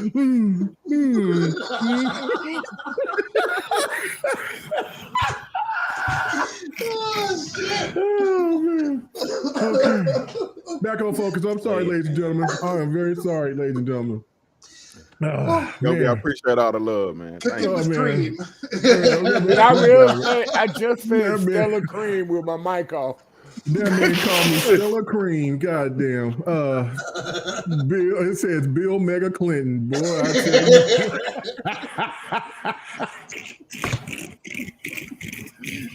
Oh shit. Oh shit. Okay, all right. The cream all over the dress, right, G4? Sir X-Man, this is on you, bro. Like, okay, which one is more which one you think that will hurt gaming going forward? Is it going to be gaming services or is it going to be these big, huge AAA budgets? Rain, you better stop, bro. This man is diabolical. Mega Diddy. Mega Cream Diddy. Get it right. But nah, I if they keep raising these prices like that, yeah, I think subscriptions are gonna start ruling. Okay. I really do. Because what they base these games on now, what Microsoft has been saying, they've been basing it on users. How many users are playing the game? And some of those users, when they like a game, even if it's a AAA game that they put into the service, they end up buying it. These games that come out that are super expensive, that a lot of people don't trust anymore, it's kind of hard to prove it when your games are coming out broken, unfinished, problems, tons of DLC coming later because you didn't have time to finish it within the game. And you want to add on to it. So these subscription services are going to make more of a killing than anything.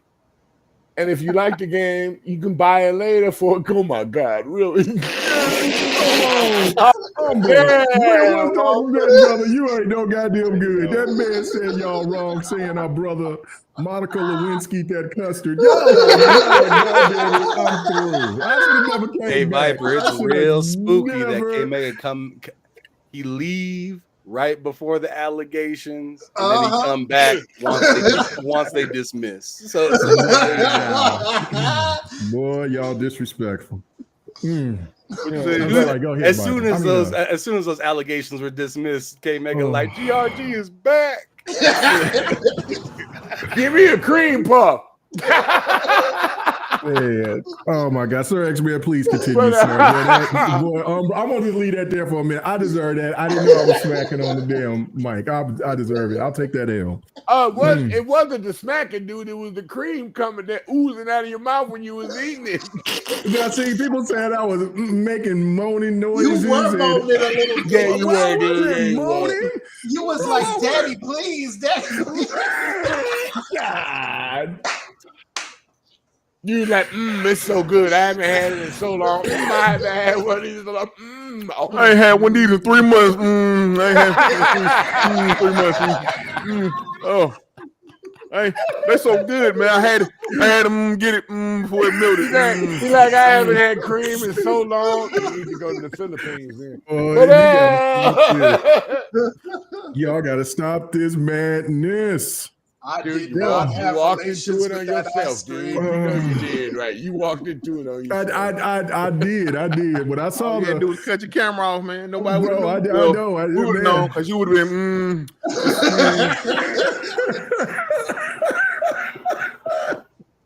You know, we would have added something for the previous conversation he just threw his wife into earlier. Remember that, right? Yeah. If we hadn't just heard the noise, bro. Man. I'm getting cooked in the chat. Ladies and gentlemen, the chat is cooking me. Boy, I'm flame broiled right now. Okay, Sir X-Man, continue, please, sir. But on the real, now it's a little deeper. It's like, Oh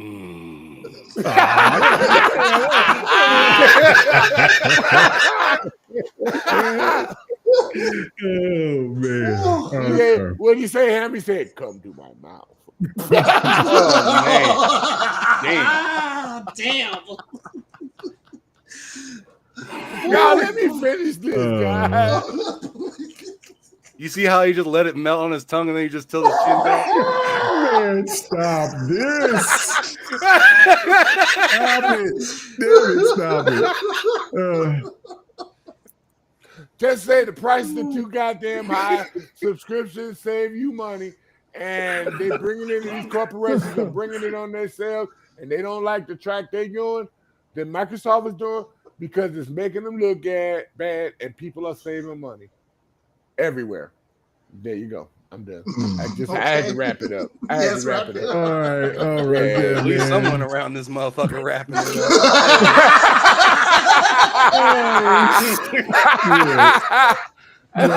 Ladies and gentlemen, I apologize for their discretion. Hey, Ham, you know when he got to the bottom, he was like, I need to get all this cream in the middle. I was trying to get to it. It's all melted down. I was trying to get to that. I was trying to get there. Had he not been on camera, it would have been up in the air like this. He would have just been emptying it out. Anyway, there you go. You just did. There you go, Viper. Viper. Go ahead and rib that cup to your pleasure, okay? You know what? I can see your donut. It is rigged for his pleasure. I can see your donut place making a brand new donut for you called the Mega Cream. Wow, man. They're going to call it the Mega Cream. Wow. Wow. Viper, It must be the custard because it got great taste. That is great, man. Okay, Viper, please let us know what you feel about the services or the. I'm not touching this custard anymore. It's over with. Let it go to Bahamas. I ate it all. What are you doing?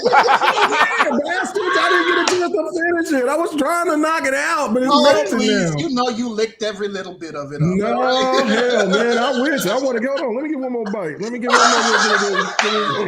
more. Can't make it one cup. You better stop it. Anyway, go ahead, Viper. What's it? All right. So I don't know if I can say anything right now. Thank God it ain't. Anyway, no, it's the AAA budget. Obviously, the AAA budget is causing the issues here. And what the hell was that? That was him. Oh, okay.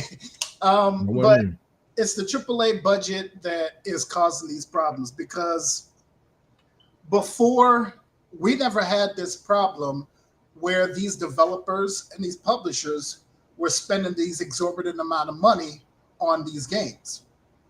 Before, we used to have it where they could spend a small amount of money on it and they can release these games, and these games are around $50-$60. Now they want to charge us $70. Now it's going up to $80. Now it's going up to $90. You know, I'm just like trying to figure out what the hell is going on. It ain't the services. The services are actually saving us money. Yeah, we got to pay a certain amount every single month, but I think we're getting a lot more for what we pay for. We're not getting these broken games in the service. Now, if it's in the service, okay, fine. At least we didn't pay for it outright. We didn't spend $120 on the fuck you edition, right?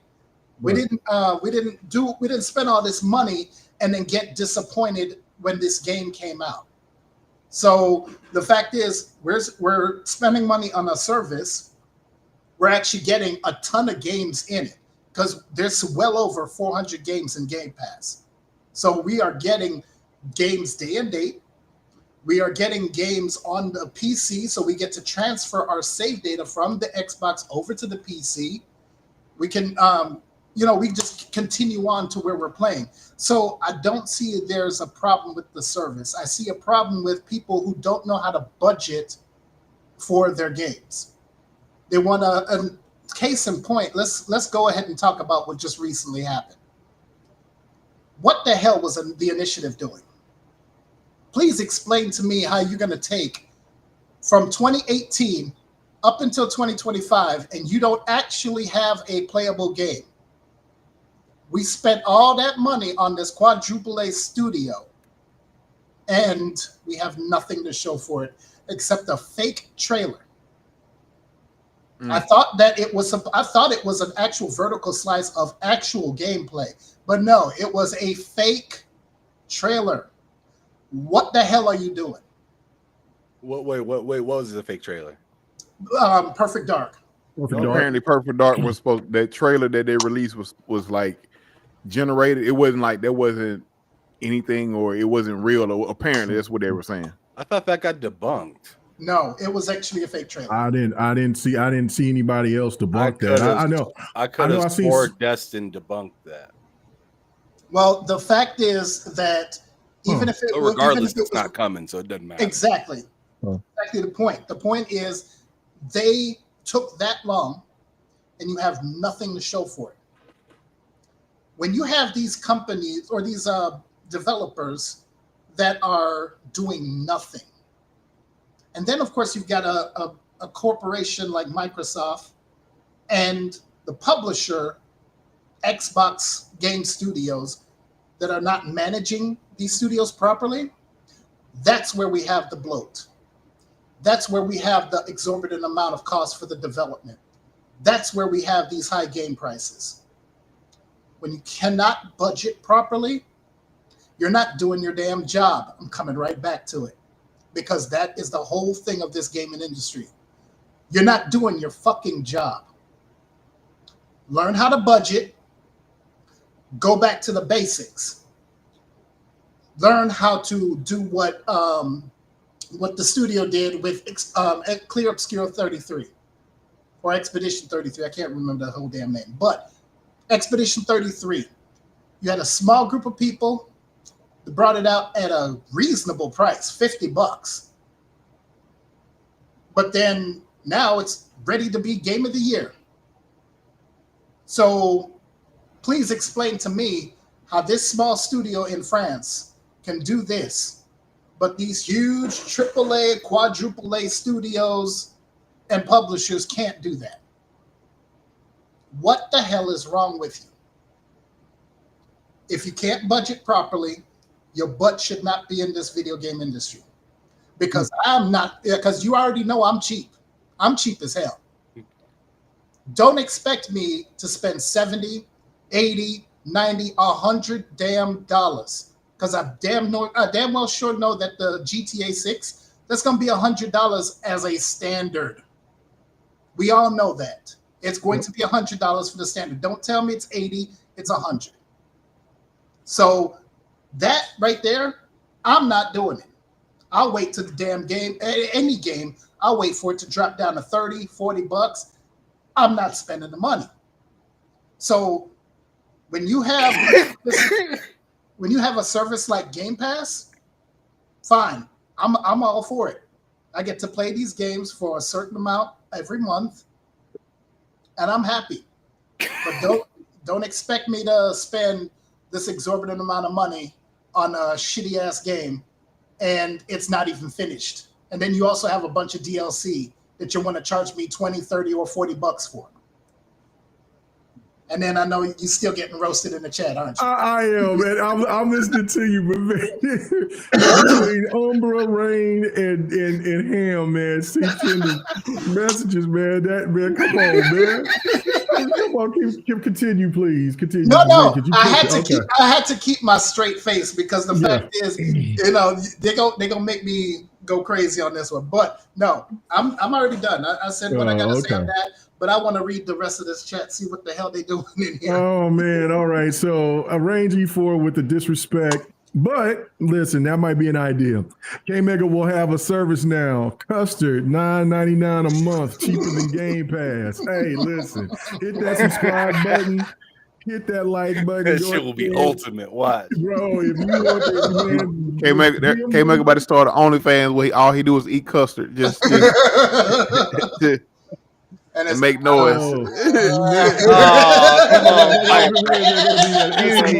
what is that? AMR, whatever that shit is called. ASMR. ASMR. Yeah, with K-Mega and the custard. Yeah, man. K-Mega. You gotta say it right. K-Mega, in the custard. Oh my God. Anyway.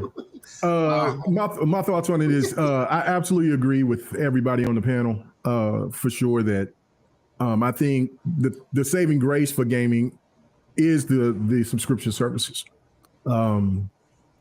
Just for that reason, I'm thinking about what Ham said, because I'm over here. I just looked at it too. It's melted. It's gone away. I did one more bite, but it's over. But anyway, I did. That's why I laughed, because I said, this fool no, I'm over there looking, want to get another bite. It's over with though. It's gone. Benito Clayton's. It is out of there. It's soup now. It's milk. Can't stop. Won't stop. No. Anyway, the main reason is what Viper alluded to is the pricing of games.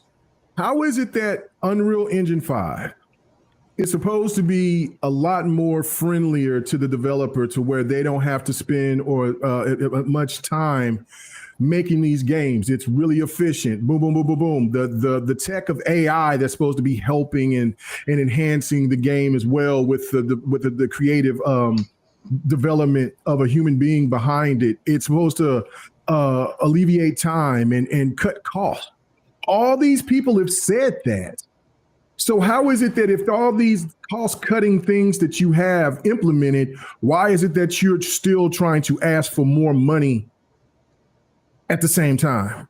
Something ain't adding up. So the thing to me is that the only thing that you can point to is just absolute corporation greed on all fronts, from Xbox, PlayStation, and Nintendo, and from EA, Sega, wherever, all of the gaming publishers. And so if anything that's going to harm the industry, it is these huge budgets. I mean, like Spider-Man 2, really good. Not the best, is nowhere near on the same level of Spider-Man 2018. But I mean, and some people will argue and say that it was fair to good, but you don't hear the same level of hype or see gameplay of Spider-Man 2 like you did with Spider-Man 2018 or Miles Morales, and you had a outstanding budget of $350+ million. Like it, you know what I'm saying? Like that. Why you think that PlayStation is in the situation that there are by constantly bringing in remasters and all these other games? That's how they're making their money. I was having a conversation about that with somebody the other day because they was bringing up, Game Pass and Microsoft putting their games over. Game Pass Microsoft has seen, they seen the light or they had to make that shift or whatever the case may be. And it's paying off for them. Sony is too scared to make that shift. And they're scared because what's going to happen is they're all their fans or ponies are going to be like, they go riot. They go lose their shit. Yeah. And so what they're doing, instead of putting their games, like going ahead and putting everything or just putting games here, on Xbox or other consoles, they're giving them remasters. They just dropped, now even though they added a chronological order thing to Last of Us, they just dropping a new Last of Us complete collection for like $100 and some. Like, and that's like so basically it's both games together in a complete collection. I'm assuming with a DLC or whatever for $100 and some. And see, that's the bullshit I'm talking about right there. Yeah. Like that's what it's the remastered versions of both games, I guess, and they're dropping that. And like I said, they just did the remaster of, we had the Days Gone remaster. Before that, it was the Horizon remaster. Before that, it was Last of Us Part 1. Then Part 2 remaster. They just did a remaster. What was the other game? What was the horror game they just remastered? Days Gone. Until Dawn. Not Days Gone. Until Dawn. Until Dawn. They did Until Dawn. Like so they're trying to generate money from these remasters instead of just putting their games day and date on everywhere, or at least on Steam. Like and my thing is you honestly don't have to go to Xbox right now, but dropping your games day and date on Steam, you see how well it paid off for Helldivers. Instead of you being just get out your own way. Fuck your fans, fuck these, because apparently they're not buying money. They're not buying the games. They're not buying what you need them to buy. Drop stuff day and date on Steam. That would at least help you in the long run. Instead of giving these people remasters of games, just keep remastering stuff. Like, you know what I'm saying? So that's what I mean. Like I said, I was having this same conversation with somebody else, telling them the same exact thing. Like, bruh, that's what they're doing. They're giving you remasters to try to help generate money. They I forgot which one said it, but one of the CEOs or CFO or somebody over there at Sony said that verbatim. Like, they're giving you we're doing remasters to help fund other projects. They see he's giving you remasters to help fund other projects. Like, instead of them just saying, "Hey, we're going to start putting our games." So when Ghost of Yotei drop, go ahead. It's gonna drop on PlayStation. And it's gonna drop on Steam. That way you get that initial hype of your game dropping on that platform at the same time. Like, granted, if it dropped later on, it probably still go sell. But if you go ahead and put it right then and there, people gonna be like, you know what? I'm getting this. We getting this day. You know what I'm saying? So that's just saying. They're scared. No, Sony can only afford that with a few games. They can't. Advocate. What'd you say? I said I do want to play devil's advocate a little Okay, well, ahead. hold on. Let me make my point. Let me get through this damn super chat. Y'all are wild. So, okay, so Sir X Man in the chat. Thank you. He said, Diddy said cream. Why didn't I think of that? Thanks. Oh my God, you're so messy. Oh my God. And here another super chat from DJ Berto Das. Appreciate it. He says, about to watch Superman. I'll catch the rest later. Okay, all right. Let us know what you think about Superman on Twitter X, or if you catch us on another show or whatever. Really appreciate it. And then so Yobi is saying it's another K mega moment. Okay. Oh my God. And here, oh my God. And Umbra, thank you for the super chat. He says, y'all had me rolling. Put this towards your next custard, bro. Hey. Hey. Okay, I gotta unmute to laugh. Oh my God. Okay. Man, you All just right. got creamed. You got K Mega over here ready to do some tongue punching.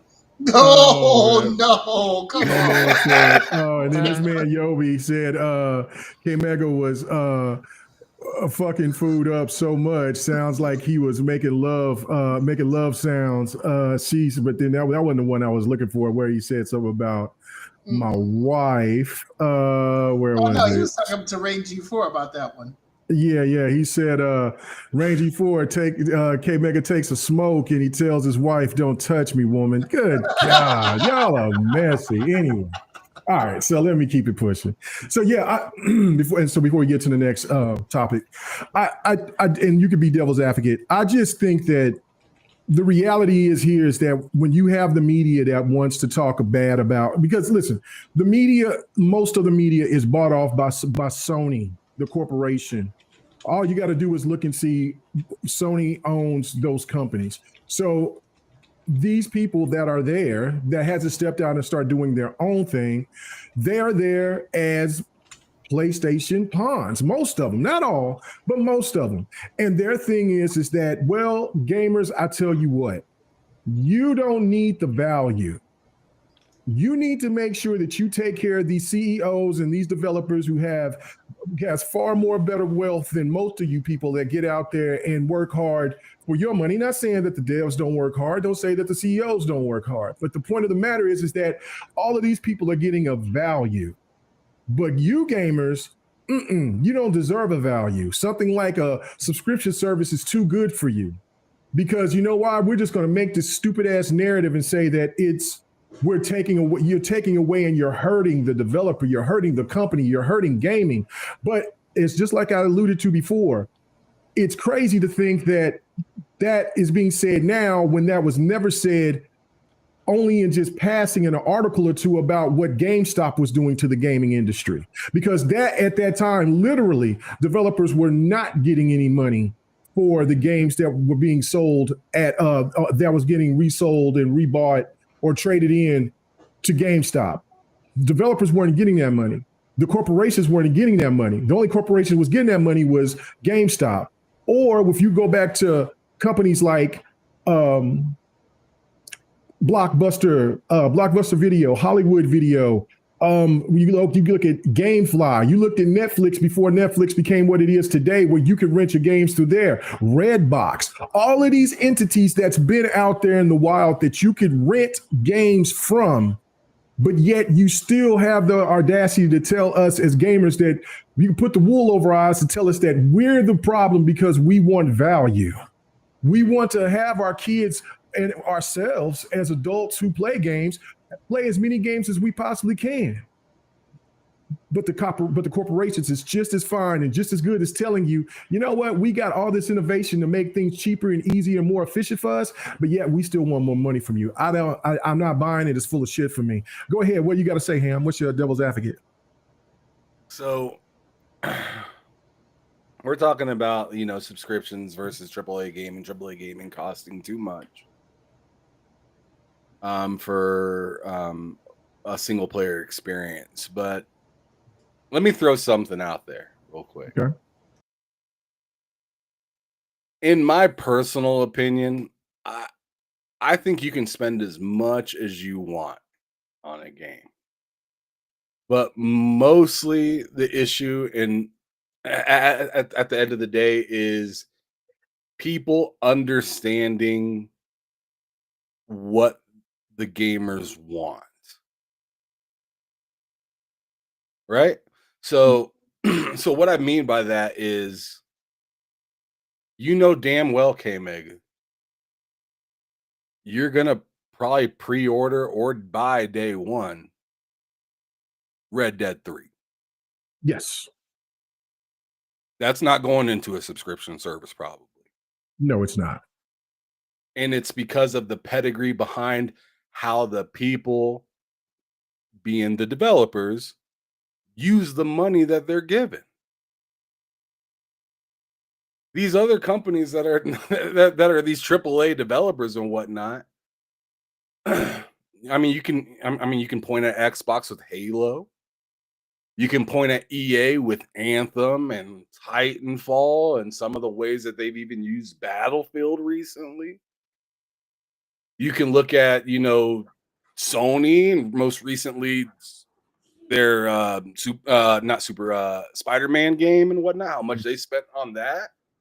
And it's just like, you guys are spending this exorbitant amount of money when most people just want simple shit in their game, and they want the shit that's in the game, whether it be the story or the physics or the gameplay, whatever. They just want it to all make sense and feel good. This like this whole generation of gaming relies so much on the possibility instead of just getting it done. Like, we look at Anthem, for instance. Everybody and their mom felt that potential in that game. Mm-hmm. It was there. But the big, rich AAA company, I mean, I understand that's not even a single player game, but the fact of the matter is y'all gave up on it. Halo Infinite, fantastic game, feels great to play. You guys just couldn't figure out a direction with the story, and then on top of it, you fed into the community and how they felt like the game looked and whatnot. Oh, it doesn't look premium enough. Meanwhile, people are buying Splatoon's goofy looking ass all day. But you guys are worried about looking absolutely pristine at a 4K, 8K, whatever the hell. You guys are doing too much to spend money on all of these looks when Nintendo is walking circles around both Sony and Xbox with fidelity saying, yo, this shit don't matter. That's not the reason these people are buying these systems to play these games and whatnot. Like, they're overspending on what they think we want and then asking us to foot the bill off of it. And it's complete bullshit. It is, because I'm sitting here and I'm like, oh, you guys are telling me to spend all that money because of fidelity. You guys are telling me to spend all that money because of good gameplay. You guys are telling me to spend all this extra money for all this other stuff. Meanwhile, Pal World is coming out, killing people.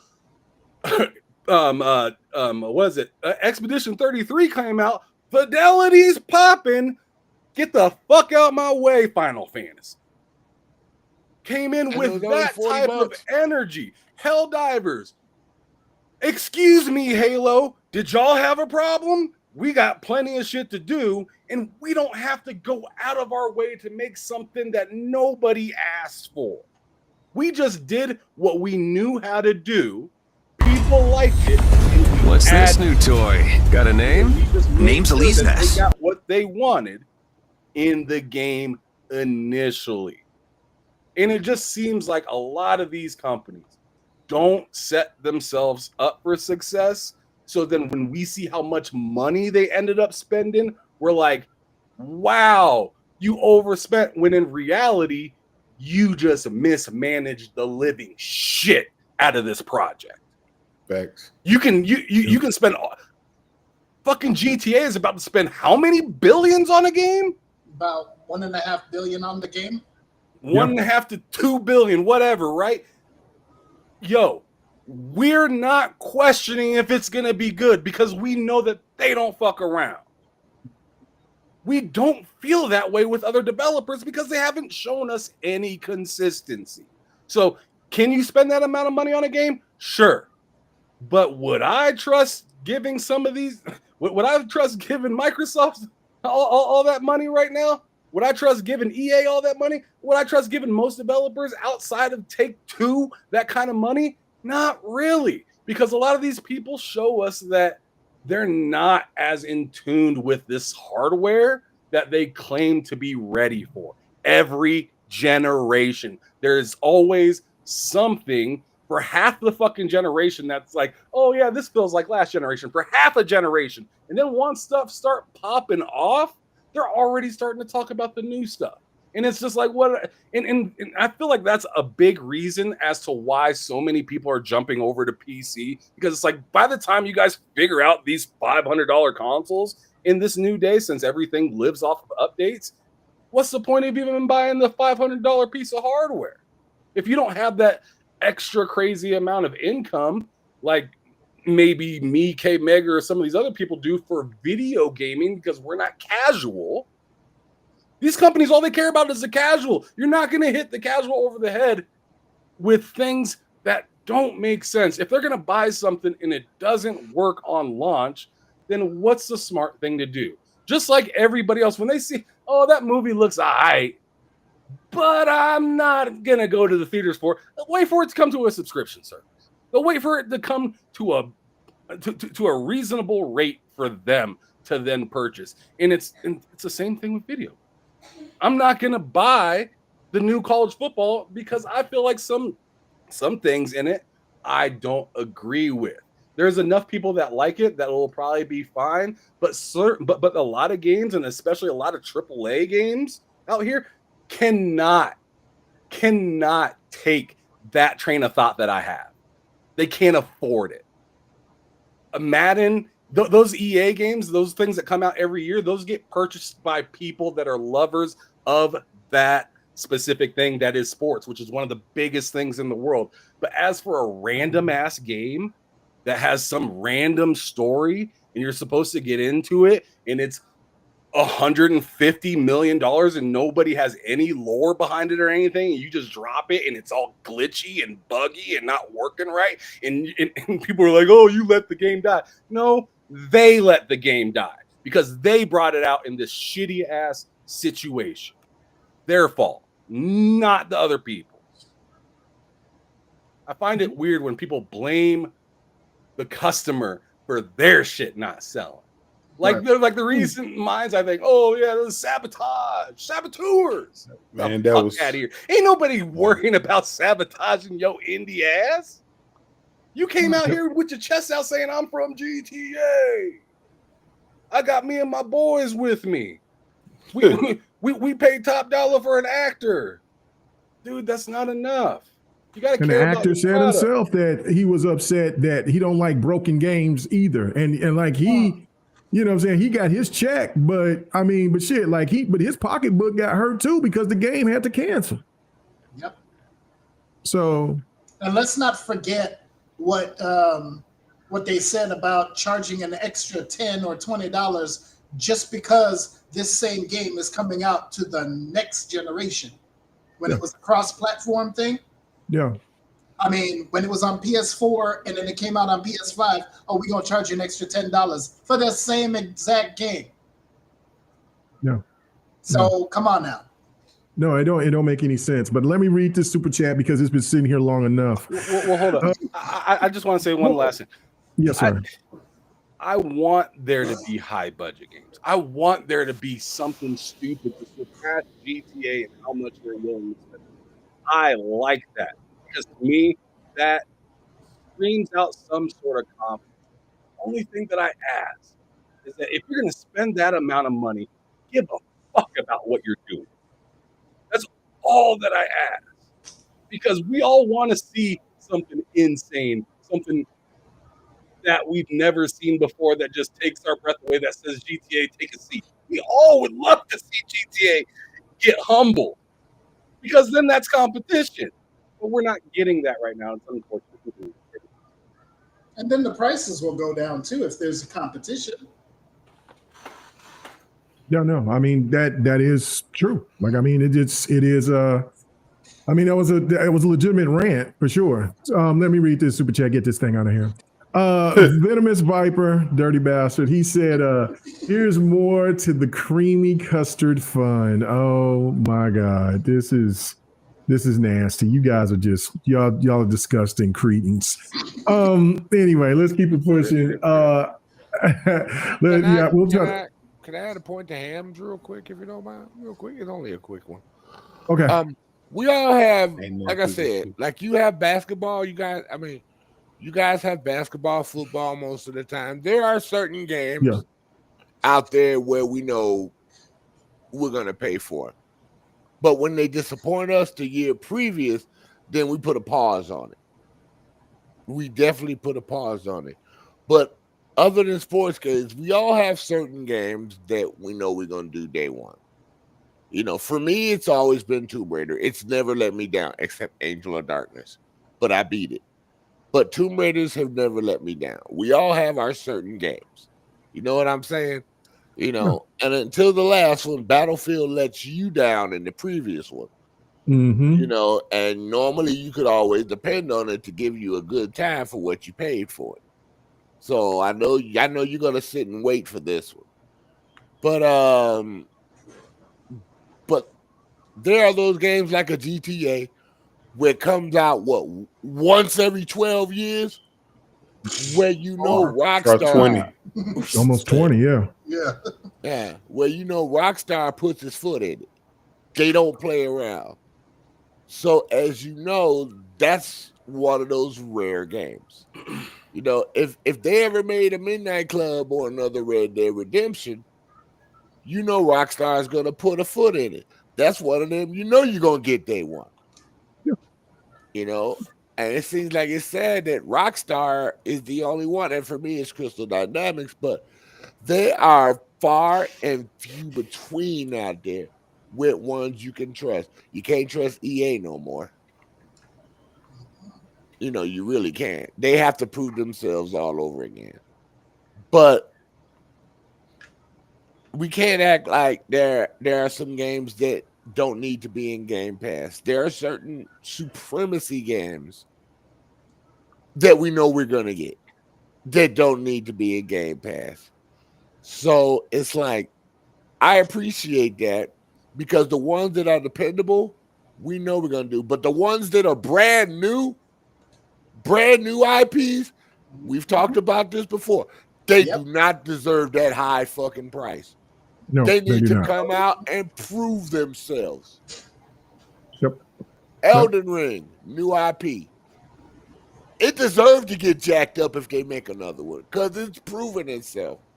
Hogwarts Legacy, even though it didn't get no respect at the Game Awards. I was gonna say the Game Awards, but people spoke their money. Yeah. That was the number one selling. It outsold Call of Duty. But Hogwarts too. It outsold. Hogwarts is excellent. I need to finish it. It outsold Elden Ring, and I was like, "What?"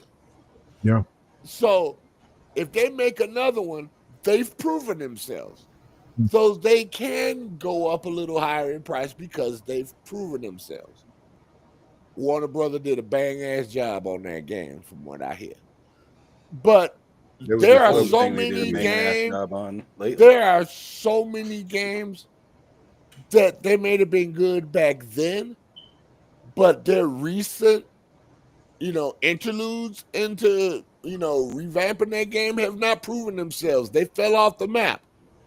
They need to rebuild some of those games and start proving themselves to justify the price and cost of the newer versions you're bringing up. I hate to say this about Spider-Man, but no, you don't. You don't hate to say it. You don't. That's cap. You're Go ahead and say it. Go ahead and say it. You're evil sometimes, man. I'm evil. You know what? I hate to say this, y'all, but you're reminding me of a custard donut right now. But Y'all stupid. But you know, there are games out there that have disappointed us.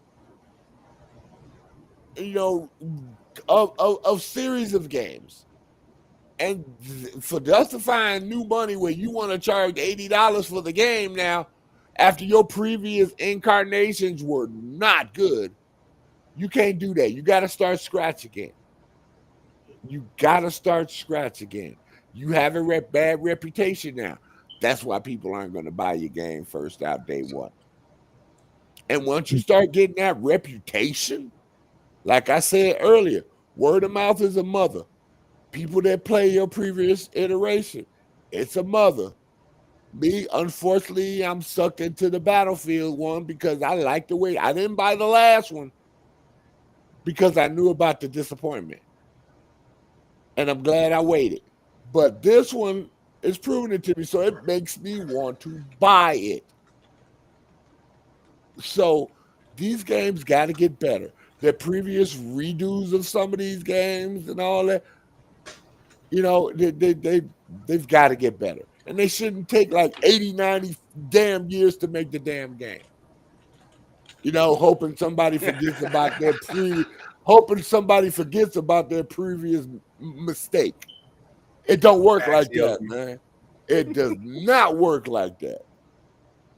But I'm done. All right. Okay. What now? That was short, X-Men. That was short. I know. He said it's gonna be short, but I was like, let him cook. He was in his bag. I'm getting better. I'm getting better. That's it, brother. Ain't no problem. Welcome back. I want to know what your unit of measurements is, my boy. Hey, why don't you share some of your custard with Husky? Oh my God. Melted now. It's gone, man. It's gone. Anyway.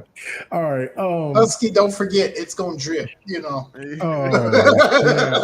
Okay, I'm gonna do two more topics and get on with it. But the one I definitely want to talk about next is like how important is game preservation for you after reading games like Anthem and Need for Speed Rivals losing their online support in the next following months. Let me go ahead and go to let me go to Husky on that one first. I was gonna go to Sir X-Man first, but since he said he went short, but he went medium, I'm gonna go to EA, ain't it? All right, go Husky. Oh no, it's way deeper than just EA. But go ahead, Husky. How important is game preservation, brother? It's really important, especially for games like this, because they're shutting down the servers, and I get it. Mm-hmm. It costs money, and you know what I'm saying. Like, Anthem may not be generating anything for real, you know, because people still play it. I myself was playing it for a little while, and like even when I was in there, I don't know how many people were in there, but it was people in the lobby. Like it was people at the back at the base or whatever doing it. So I'm not sure if they're spending money, if they're just doing doing missions, things of that nature. But however, it's not generating them any money. It's costing them money to keep the servers open. I understand, but there needs to be a way to preserve these games, because this is not. You mentioned this. Think about Avengers. You know, Avengers going, dying off or getting in his other games that are eventually going to have that same thing happen, where there's a community that's still playing the game, but it's not generating any money and it's costing the company more money than it's making, and they're gonna, find something, have to eventually close those servers or whatever the case may be. But game preservation is always should be at the top. And I do give Xbox credit for their backwards compatibility and making sure certain games are still playable. You still have access to those games. Even with shout out to people that make the emulators and all the other stuff. Like, you get, game preservation is I know for me big on certain things, especially certain games. Like I would love for the Pokemon company to give us renditions of the old, like those first couple of games, red, blue, yellow, gold and silver again. Make them playable now. Why I don't have to go and search and find a Game Boy and do all that. I make them playable without me having to go the other route. I'm just gonna say that, go the other route to play them. You know what I'm saying? Like, make them accessible. You still got people that would love to play those games, and I ain't saying you got to do anything to them. It would be nice if you get update them, but just make them games accessible for people like myself that still want to play those games or still would love to play those games. Like, I would love to play Black and White and Black and White 2 again, but I can't unless I go and find let's say, get me a DS, then I got to go find the game, and the game itself is gonna be like $100 and some for a piece, because them old Pokemon games on them cartridges, they're not cheap. Them things is expensive, and then if you get it, you got to make sure the battery in the cartridge still work. That's another thing. So there needs to be a way in bring it like I'm and with that being like a single player game, it's not really online. That should be an easy way to do that. But game preservation is something that really should be cared about, man, because it's so many great games and they need to be accessible for everyone, or at least be accessible for anyone who wants to still play those games at the time they get them. So if I want to play something from back in the day now, what I'm saying, there should be a way for me to get it without having to, I guess, emulate it. But yeah, that's my 2 cents. I'm sick of y'all. Oh man, Yobi, Wade, Sir X, man, y'all just doing too goddamn much, man. Umbra, whatever. Y'all are just Umbra. Yeah. Oh, like, what is happening here? Yo, we only talking about it, man. Can't make a need this money, man. Go ahead, man. Damn, talking about OnlyFans. Sir X, man, talking about, man, go to K Mega to get the cream for your coffee. Oh my God. And then, your theme song is gonna be by Prince. Cream. Get on top. Get on top. Just stop it. And then him in here being messy. You know what? I might blame it on Loke for this, from Wakanda, Texas. He said Andy's is open for another hour. Kay is running out of time. Here's one more topic. Boy, y'all are messy tonight. This is how I come back to this. Anyway, let me go to Sir X Man. Let me go back to Sir X Man. What is your thoughts about the preservation? I know you like to play a lot of older games. I love older games as well. It breaks my heart about hearing about Anthem. But I don't know if you knew about Need for Speed Rivals getting shut down here in October too. Yeah, that's typical for for EA, dude. I mean, I've seen them over my lifetime shut down more servers for games than anybody else. Ubisoft keeps their servers up. You can still go play the original Ghost Recon from the 360 with friends. No, you can't. Over there. It's scary. No, you can't. Oh, you tried it recently? They finally shut it down? No, they shut down the servers for the old Ghost Recons like a year and a half ago or two. Well, which games? You sounded low, like you're away from the mic. Like the old Ghost Recons, they shut those servers down like a year and a half ago or two. The original ones from the 360, okay. But they still like Future Soldier and shit like that. Oh yeah, I love that game. But they still kept their other games running, though. I mean, you still got Rainbow Six Vegas, Rainbow Six, both Rainbow Six Vegases, their servers are still up and running. Epic, they still got a lot of their games that they made from 360 still running. Unreal Tournament 3, and I think there's a couple of others that they had where the servers still work. And Microsoft come and save some stuff when their servers went down, when BlackRock went down. We know they closed down the Halo stuff on the 360. We already know because they made their Master Chief Collection. We kind of knew that was coming.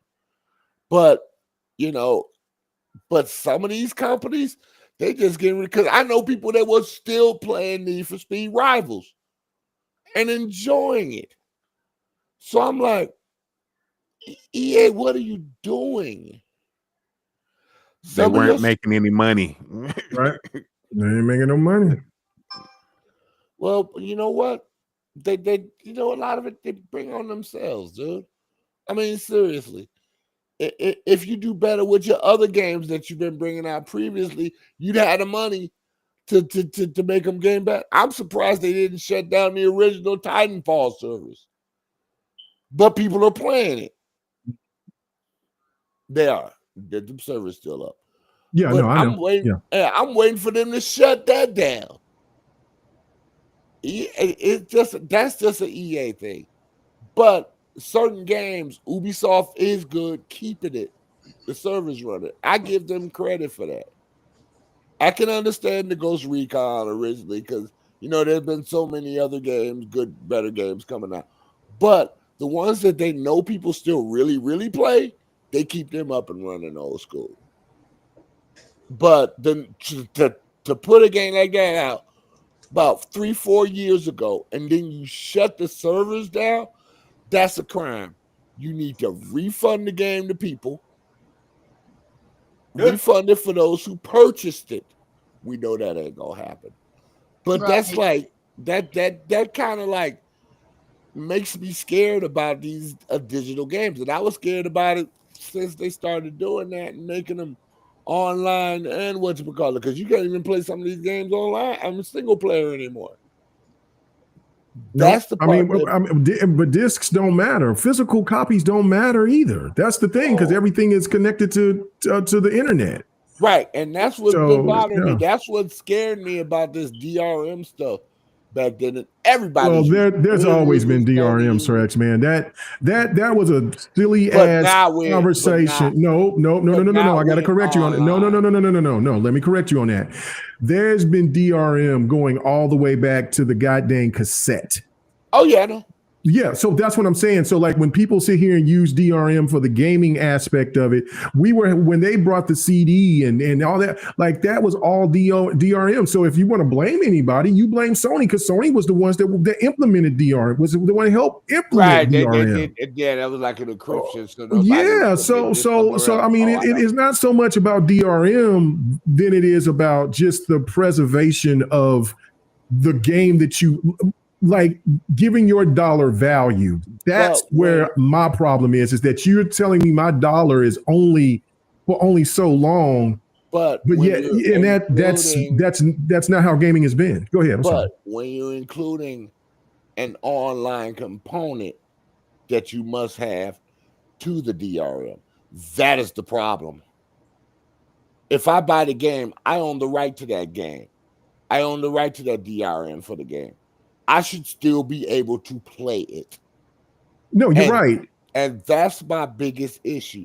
You need to separate the ownership DRM from the online part of the DRM. So at least I can go back to some games and get my satisfaction of enjoying still playing the game, even if it doesn't have an online component. Don't tell me because you shut the online component out that you can't play the game no more. That's not cool. If it's a free to play, you can do what you want.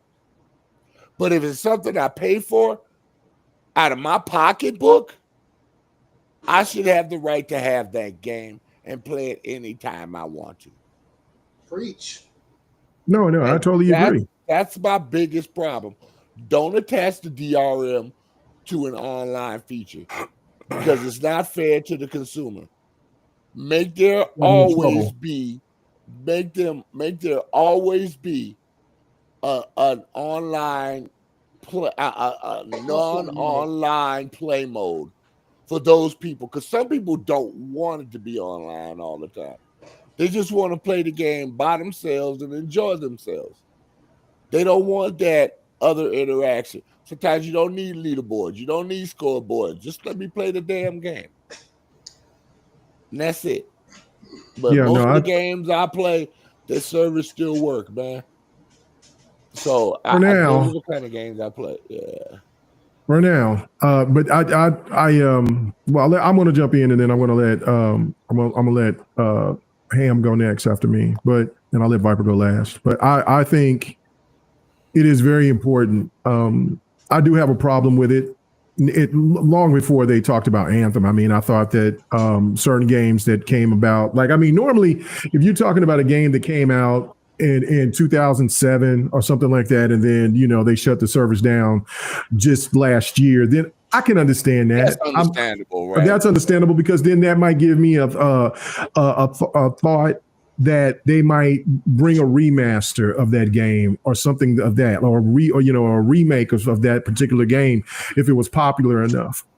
But the thing here that is the biggest problem is that how rapidly some of these games are out and then they're already getting shut down. I mean, you look at a game like Anthem has only been out for 6 years. 6, 7 years. Well, no, 6 years, and already getting shut down here. What'd you say? It came out 2018. Sorry, 2018, 2019, something like that. Yeah. So it's not. So it hasn't been out there that long. We're talking about the game is out there for a decade or something like that. I'm still looking at that a little suspicious. But then when you're talking about a game, when you're talking about stuff that's, there's been games that I played on PC or. Lesser known games. Yeah, Knockout City. You can still go play Street Fighter 4 online against each other. Yeah, but multiverses, stuff like that is nuts. That is nuts, and that does give you a thought of I don't know if we'll get it during this administration, but maybe in future administrations if we have one. That especially out there overseas. With their regulators, will look into that because that signing that petition, I think it's having that petition out there does bring some attention to the situation that's at hand. That listen, you're taking our money and asking us to trust you with this product. Okay, well, we still bought the people had faith in that product. Then normally, if we give you the money for the product, how it's supposed to be. Is that product will remain our product. If you cut off the online capability, I don't think anybody has the right to bitch, moan, or complain. But when you let the game become nothing but an entity, that needs to have some kind of form of regulation. Because the only that's telling me is that, I'm not stealing from you now, but I'll steal from you later. You know what I mean? I took that money from you. I took that money from you here on this day. And I got this in this fine print. That I could shut this game down anytime I want to. But then if I shut this game down in 6 months, to a year, what?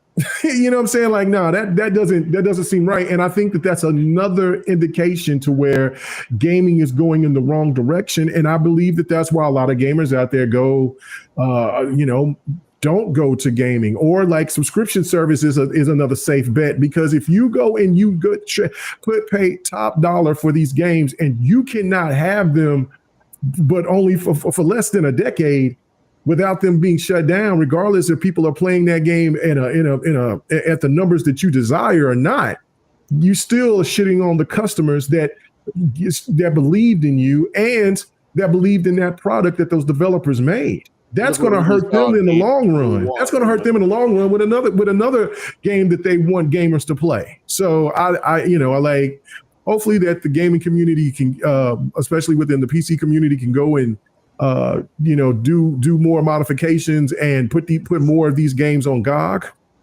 So we could have more and more of these games to be a safe place for at least to, if we can't play them online, but at least maybe have local co-op, or just to play through the single player mode. I don't know. Which one of your games that you enjoyed, the Crew one, and they totally shut it down, and you couldn't even play it online no more. Yep, and that's why I didn't buy the Crew 2. And they had a community. The Crew one had a big community, and they just shut it down, dude. Right, and that's why I didn't buy Crew 2. Crew Motorsport. I'm playing it through the Ubisoft subscription. Yeah, and I think it's fun. I like it a lot. But you know what? I'm not taking no chances with you. I'm not. So and we'll find out, because I bought Test Drive too. I bought that Test Drive game. Polaris. Yeah, and it's not bad. It's okay. Test Drive has horrible support though. It has very horrible support. So I'm thinking that's going to be on the chop block. And I bought the medium edition. I didn't buy the ultimate edition. I bought the medium edition. So I'm sitting here, but like if these developers and I would not be developers, but these publishers keep deciding to say, well, we don't like this, we don't like that. I'm going to just say I'm going to be more wrapped into the games that I believe in for that for what I've paid into, like a Tekken or the sports games, Call of Duty, Battlefield, later Halo, something like that. I'll just invest more in those, and then I'll just keep on dealing with subscriptions or until I can get those games on through something else. Viper discount, the Viper discount. Through a discount. Like I'm not, it's ridiculous. Anyway, Ham, your thoughts? I'm always for game preservation. As you know, I collect my fair share of games and whatnot. So like preservation means a lot. I don't, and also with that being said, I would like game preservation to be more relevant, especially with the current games that come out. So they're made to go forward on other platforms and other things because I really don't think, especially with nowadays games, I don't feel like remakes are always necessary or remasters are always necessary. Sometimes the original one's just fine. I mean, even though the remake was fantastic, Dead Space was fine. Dead Space was fine. They didn't need to remake that. But the remake was good, but as you see from the numbers, they didn't need to do that. They didn't need to do that at all. So like I like game preservation, but I don't want to see things get redone over and over and over. But on the live service part, because I feel like that's more or less what you're talking about is things that are online for the most part. I really think there needs to be some sort of third-party company that opens that just does servers for dead games. Yes. I really do think that because and the thing is some dead games out there do have servers that are purchased from people. So I really think when these games say, hey, we're going offline, what they really should do is say, hey, we're selling servers. And hopefully somebody decides to pick it up and keep it going. Right? You like the game the way it is. Here, monthly monthly payment on this server if you and your gamer group wants to keep it going. Then you guys can purchase a server or something like that and keep that sucker running or whatever. But I just feel like just having the option then at least gives the players some sort of chance to keep something going, even if the company then gives up on it. I do agree with you on the whole idea of like, some of these games are, coming to fruition and then disappearing a couple of years afterwards. And that's ridiculous. And I think that sometimes, maybe the game wasn't in the best light, or maybe it came out at the wrong time and, other people were interested in other things. But like, I think if you're at least like selling the server off or something like that, there could be a time where the game does come back or has a resurgence or people all of a sudden start playing it again. And then you can come back to that game, turn the surface back on because you're seeing a bunch of people playing it and then tailor it to the way that people wanted the game that are playing off in these other servers and whatnot. Like, I totally think some games could survive if they did that. But I also think some of these companies are just flat out greedy. And they're just like, hey, it didn't work the way I wanted it to work. So fuck everybody. We're shutting it down. Yeah. And there are plenty of greedy, rich people out there that will be like, they didn't like it the way I liked it. Well, the hell with them. Half of these games that come out are not made for the people as much as they're made for some of the individuals that are making the game or some of the friends that like the type of games. I mean, sometimes it feels like the game is made for Jeff Keighley for a little bit, right? He's like, I got the chance to play this game and it's absolutely awesome. And then it comes out and it's ass. So it's just like, I don't know. I feel like it like regardless, if you're making a game, make it from the heart. Also, know what you're signing up for. I don't think a lot of these companies understand that they're as big as they are. Sometimes I feel like they think they're toddlers still. And it's just like, yo, you have history of giving people what they want to the T. Why are you having so much issues doing that right now? You know how many people would kill for a streets basketball game or football game right now, or some sort of Warriors like experience from back in the day? An old school Ghost Recon like Sir X-Man was just talking about, a real NBA jam, where you can do a proper sync shot, not that Ghost Recon Wildlands and whatever bullshit that they call the sync shot. I'm talking about the one where it feels like the whole world slows down, everybody holds their breath, and boom, like that shit was amazing. Some of these developers have their hand on the pulse. Like right on the neck. They got their hand on the pulse and they know exactly, hey, this is what I need to give the crew. But majority, what feels like 90%, is like looking for a pulse on their nutsack. And it's like, bro, that's not where it is. Yeah. and don't nobody want to touch that. so hey, I'm so glad I left that alone. I just don't get why we have this hobby here. And the point of the hobby for the most part is to extract as much fun out. But we're so focused on extracting dollars and it's not making sense to a lot of people. No pun intended. Right. No, and none taken. I think that the reality is this is, and before we go to Viper to finish off this, to finish this topic off, and if you guys want to do the last topic, we can, but if we don't, that's fine with me as well. We'll just make it one of, like I do when we get close to the end. Like I got 57 minutes. No, the hell we don't. No. I'm about to shut it down like the ATF. Do not. Anyway, no.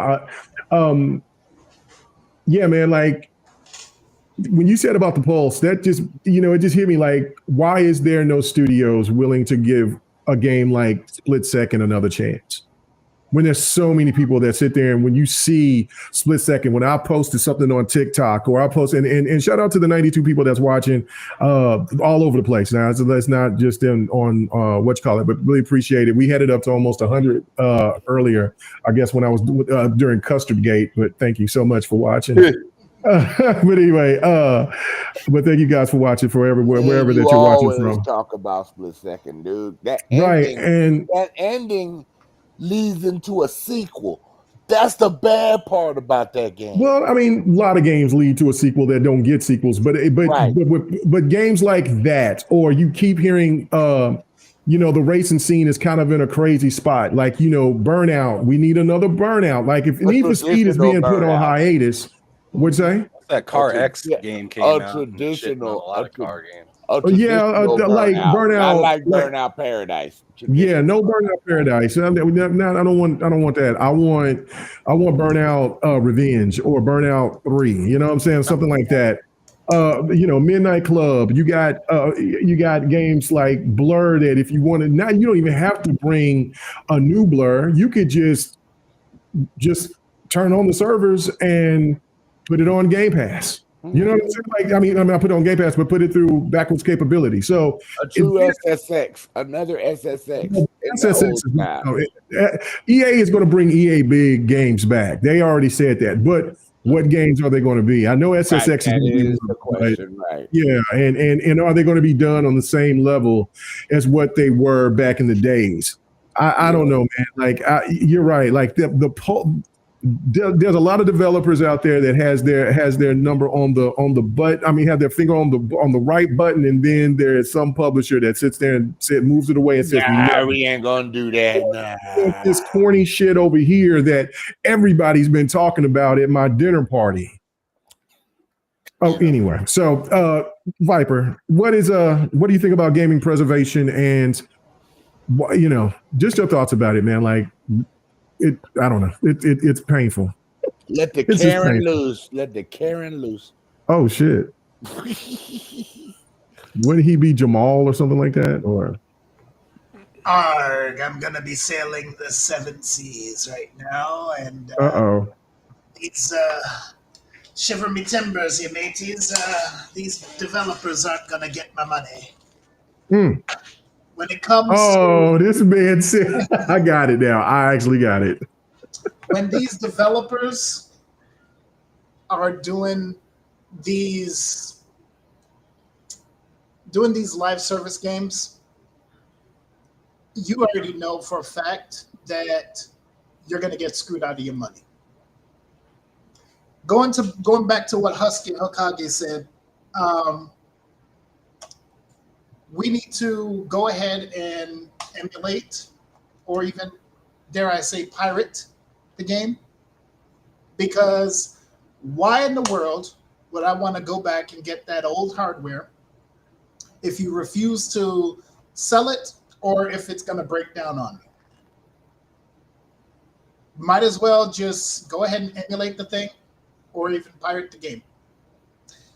The situation right now with Nintendo, with them bricking consoles because they chose that, hey, you're not doing what we want you to do with this console, so we're going to go ahead and brick it, and now you have a $450 to $500 paperweight, just because they feel like it's not being used the way that they want it to be used. Once we give them that money, that is it. That system belongs to us. But according to Nintendo, no, it doesn't. So I'd like to know, where the hell is this thing going to stop? Because I want to own my shit. Why do you think I'm trying to build up my Steam library right now? I tell you what, building up your Steam library ain't going to help that, bud. That ain't gonna help. You better build up your GOG. You better build GOG. Because each time you go into Steam, it goes online. No, I understand that. But I'm talking about the fact is, I can build up the Steam library. I can build up my GOG library. I build up my Epic Games library, whatever. But I'm not going to be stuck to a certain platform or a certain piece of hardware. Okay? PC is, open for everything. So the fact is that I'm not going to suffer the fate of, paying for something and then all of a sudden, no, I don't have access to it anymore. I want something where if I'm going to pay my hard-earned money, just like what Sir X-Man said, it's my hard-earned money. I went out there and I bought this on good faith that this is mine and I get to play it. If you screw me over and you basically shut down that game, and say, for instance, it's a single-player game, but you say, oh, no, it needs to be online for you to just play that single-player game. We already know about when they do that. Yeah, that's some bullshit, ain't it? That's some bullshit. So, you go ahead and shut down that single-player game, but it's online only for you to play it. No, I'm not down with that. What I need to see here is the old school stuff where you make a game, it comes out complete. Yeah, you can do some updates, but the game comes out complete and it works. And then I pay for it. I own it. You don't shut the damn game down because it's mine. It's not yours. It's mine. This whole bullshit about you are paying for a license and you're not paying for ownership of the game, I think that's That's way out of line. You know what's worse, Viper? Real quick, when Go you ahead. buy the disc for the game, Yes, and you can't even use it no more. right. Exactly. That's the bad part. That's the worst part. To go according to what you're saying here, the current thing with Brazil and Nintendo is where they've bricked some people's consoles by because they've now they have something with the cartridge. It's not it's just the key card that's on the cartridge, and if that key card was with a MIG switch and they banned the console that it was on, but they also banned that little card too. So that key card that was sold somewhere else, so like a GameStop or something like that, now if that other person just bought that key card, Nintendo now bans their console because that key card is also banned. So they're not only banning the console, they're banning the key cards. Yep. So no more secondhand games for a Nintendo Switch 2. So that right there, that's bullshit. I don't need to see that in the gaming industry. I don't need to see that in any industry. You pay for something, you should own it. Yes. Period. Nintendo took it too far. They took it. Yeah, and until somebody actually do something back to them and that's the thing. Like I can't stand complicity with people just because they're fans of that company. You know, if the company is doing something foul to the customer to the customer base, people should speak out on it. And there's not enough Nintendo fans to speak out on it, in my opinion. Well, they're speaking out. Brazil is doing a class. Well, no, I'm talking about everywhere. The fans. Yes. Okay. Yeah, they definitely like Nintendo fans particular. Like a lot of they play the game, whatever the case may be. But this is no matter how you flip it, this needs to be talked about because people need to know about this. Like, and I remember them. When it came out, they can brick your console, and I'm like. When I heard about it, I'm like, that's kind of ass. Like I bought, if anything, you can revoke me from being online, but you go brick my console. Exactly. Mm-hmm. You can revoke somebody from being online, revoke their profile, revoke their profile, but don't revoke the damn system. Don't revoke the damn key card because wait a minute, that means nobody can resell it, and now that is just a waste of hardware right there. And the bad part is nobody's really doing anything wrong. Sometimes they're just bricking for no reason. Exactly. Thank you. Yeah. And if they do resell it, GameStop is not go check, and they just take it, get them their $10 and resell it for whatever the price. He said, "Yo, you get that $10 for that Nintendo Switch too, boy." You know what's sad? GameStop winning. Nobody will say nothing about it. They may hear about it until it happens to them. Then they want a bitch. And that's why I'm not buying a Switch 2. I'm not buying one. Nintendo people, look, I love them, but sometimes they sit back and they just like, oh well, they just go along with what Nintendo does or puts out or gives them.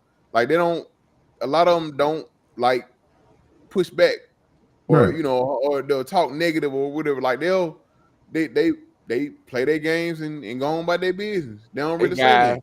Remember when the disc drive kept breaking and the PS2? I love my PS2. Don't get me wrong. Sony said, "Y'all just go buy another PS2." That's what they said. They wouldn't even repair the disc drive. No. Mm-hmm. Yeah, it's crazy. It's inexcusable. I'm a glad, happy Xbox dude, but trust me, I'm glad that I'm not one of these stands that go out and say, when Xbox does something crazy, I'm going to just hush my mouth and say, nah, Xbox, we still good.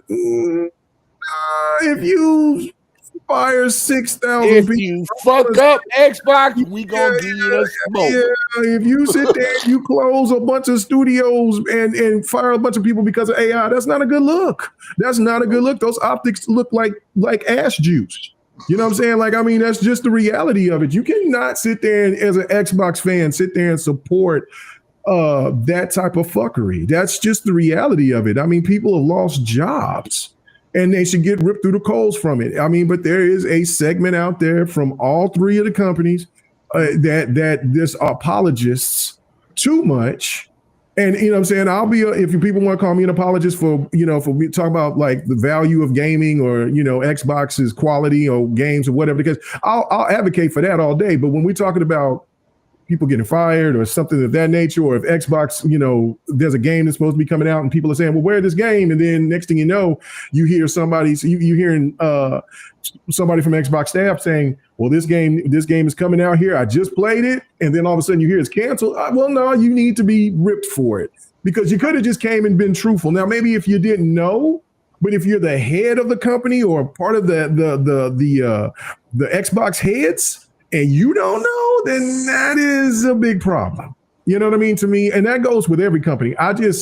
The Nintendo thing is just baffling to me. It's really baffling. I'm sorry, Viper, go ahead, brother. Oh, no. Y'all bringing up the great points. Yeah. Great points that I would have brought up. The fact is that, we don't own shit. Yeah, Why? we're at that point. Why is it that we don't own? I mean, we had to work our asses off for this money. Okay? Now, I don't care about anybody else's pocketbook but my own, but I work my ass off. I don't know about anybody else. Yeah, you may work your ass off too, or you may have a trust fund. I don't know. But I know the value of money. I didn't grow up rich. So I know what the value of money is. Why do you think I'm so damn cheap? Because I am not spending too much damn money on just one damn game. Give me the Steam sale. Give me the Xbox sale. Give me the free games every week for Epic Games. Give me GOG free games. Give me that Amazon Prime free game stuff that you get. Free. I love it. I love it. I'll lick it up, eat it. Yeah. Oh man, pause. I love the Epic Games. Come on, man. What are we doing here, man? That's why I love Epic Games. They give you like about 2 to 3 games. Now take up the Shinai and show our sensei your. What the hell? Oh my god. Anyway, no, but you're right. The Epic Games give you the 2 free games. What, weekly or is like what, every 2 weeks? It's monthly or something like that. Somewhere around there. But I mean, because I rarely did it, and somebody keeps on pushing me to do it, so I was like, fine, I'll do it. But the fact is that we are not owning a damn thing here, and I hate to see the fact that people are wasting their money on things that they're never going to own. Never.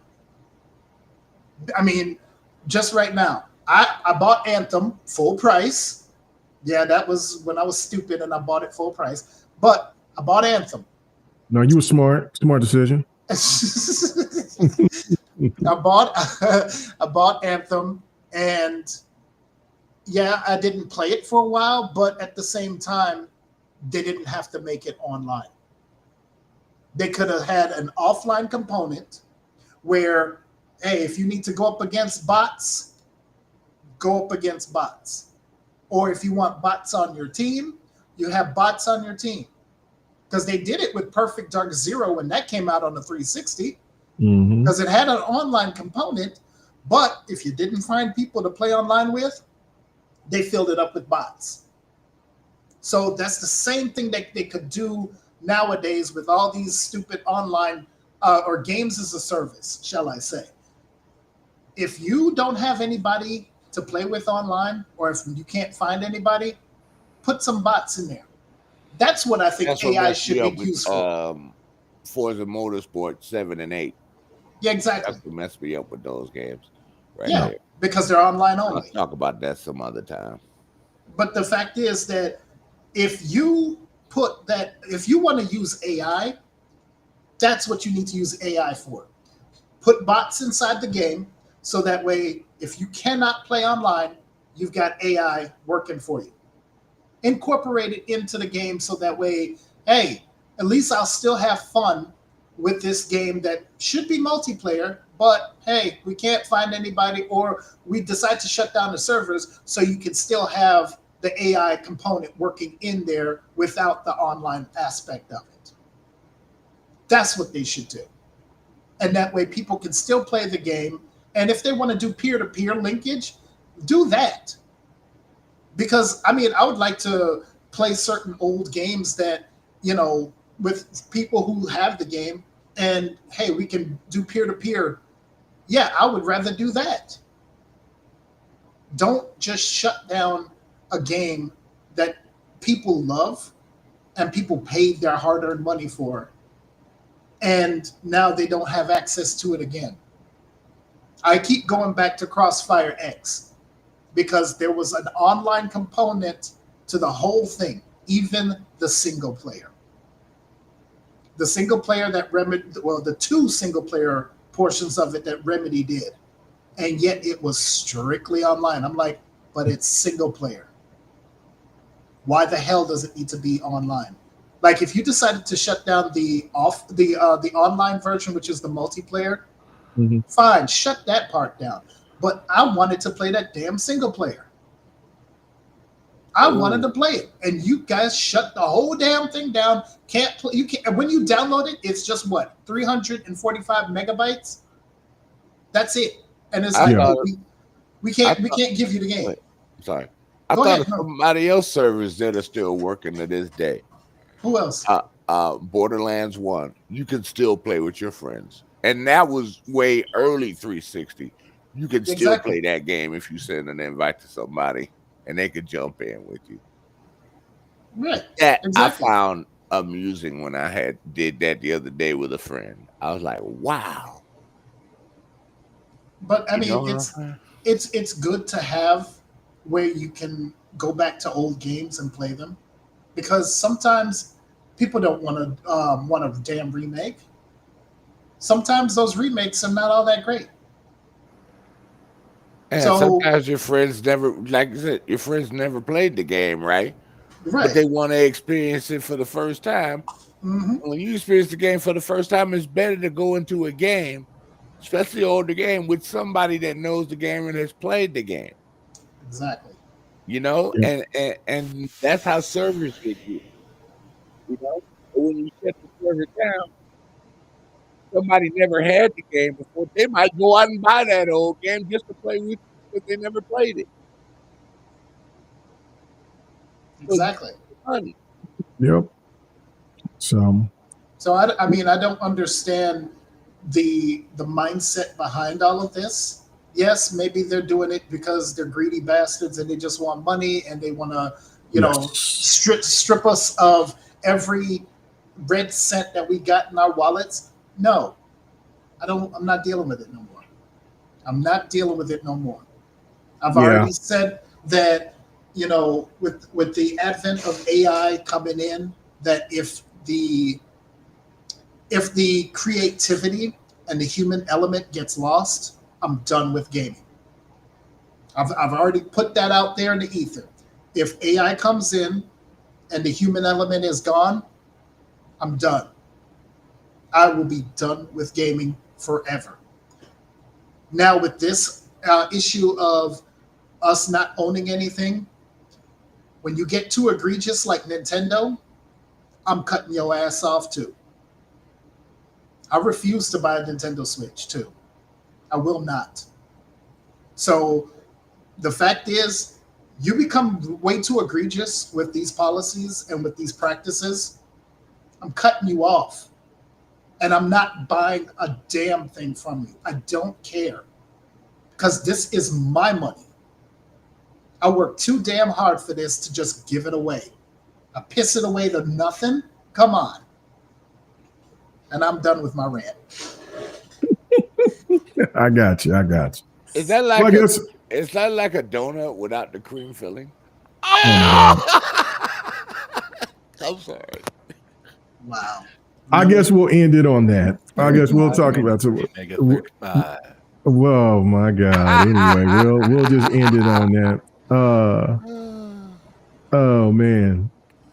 But yeah, no, right now he's ready. What'd you say? you putting on your slippers right now? You about to go?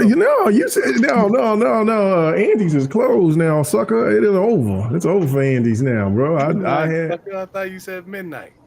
No. They're done. I'm finna eat my McDonald's here a little bit here when I get off here. But anyway, but yeah, we'll just end it here. I was trying to get there, talk about either the Halo remake or the Final Fantasy. Talking about going back into doing the turn-based, but the gaming media is telling them that they shouldn't. They just should make better stories. But we can use that material for another time. I just think that it's kind of crazy to me how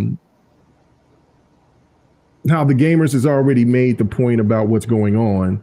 When you look at a game like Expedition 33, and they tell you, and Persona, and Metaphor, and games like that sell. That's turn-based, but then the gaming media is like, no, you don't need that. You don't need that. Yeah, the Final Fantasy franchise do need to get back to turn-based. They just don't. They don't just have to do it with all their games. But anyway, we'll have a discussion about that later. Thank you guys so much for coming through. Let's go ahead and do our sign-outs, man. Let's go ahead and go to this filthy sucker over here to the right of me, or would it be the left of me over the other side? But that man. Boy, just horrible, and every man on this panel know that they're just dirty heathens. But I'm gonna go to this one right here, Husky. Where can they find you at, you dirty bastard? At man, y'all did me bad, man. My Andes is all melted. Oh my god, anyway. My Andes is melted. Where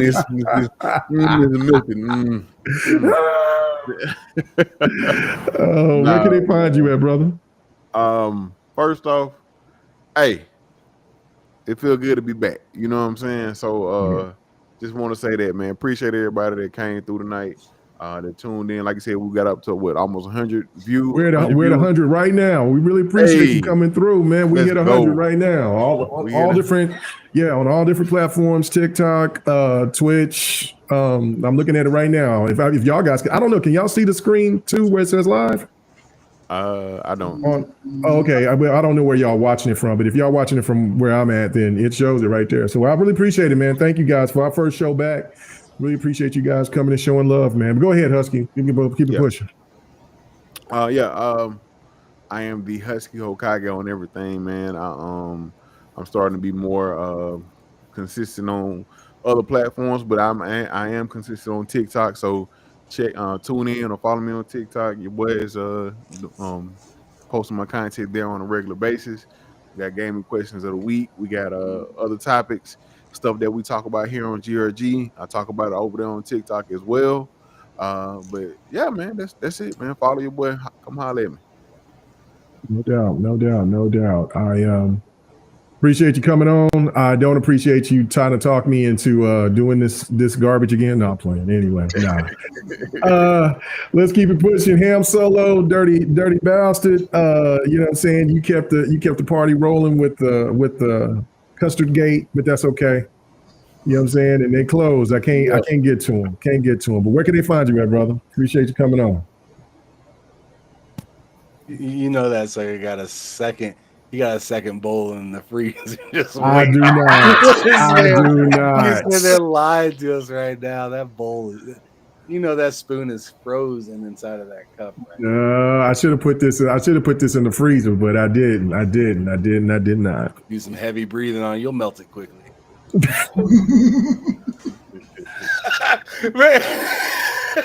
But anyways, yeah. Oh man.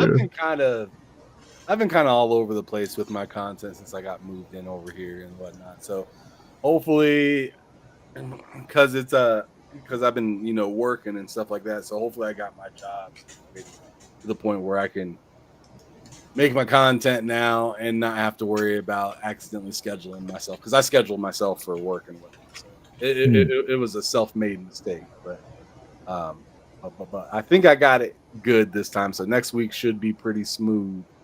I definitely want to get more on a consistent basis, but if you're looking for me, check me out, TSWS Gaming. That's where I'm.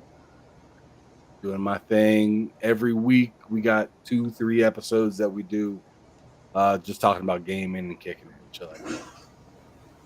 No doubt.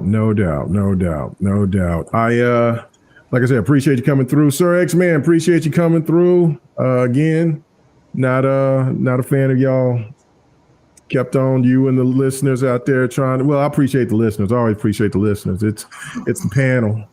Can't stand y'all. Anyway, got me out here talking, doing this GRG thing again. I know. You're right. Anyway, where can they find you at, brother? I know you're glad for us to be back, man. Craig, let's hurry up. Put this back in the fridge, Craig. He's coming. Smokey! Where's my cream at, Smokey? Big worm. What cream? You know that cream you were supposed to give me back last week? Where that cream at? I don't know. I think Craig ate it. So both of y'all in trouble for eating my cream. Smokey, I want my shit back 10 times fold next week. Oh, is that your ass? Get my cream. Man, for you to even know that much of that of Friday, I love Friday. Pinky, Friday, bro. I mean, Big Perm. I mean, bro, that's nuts. That's nuts. They'd be like, Tucky Cream can't make it come. I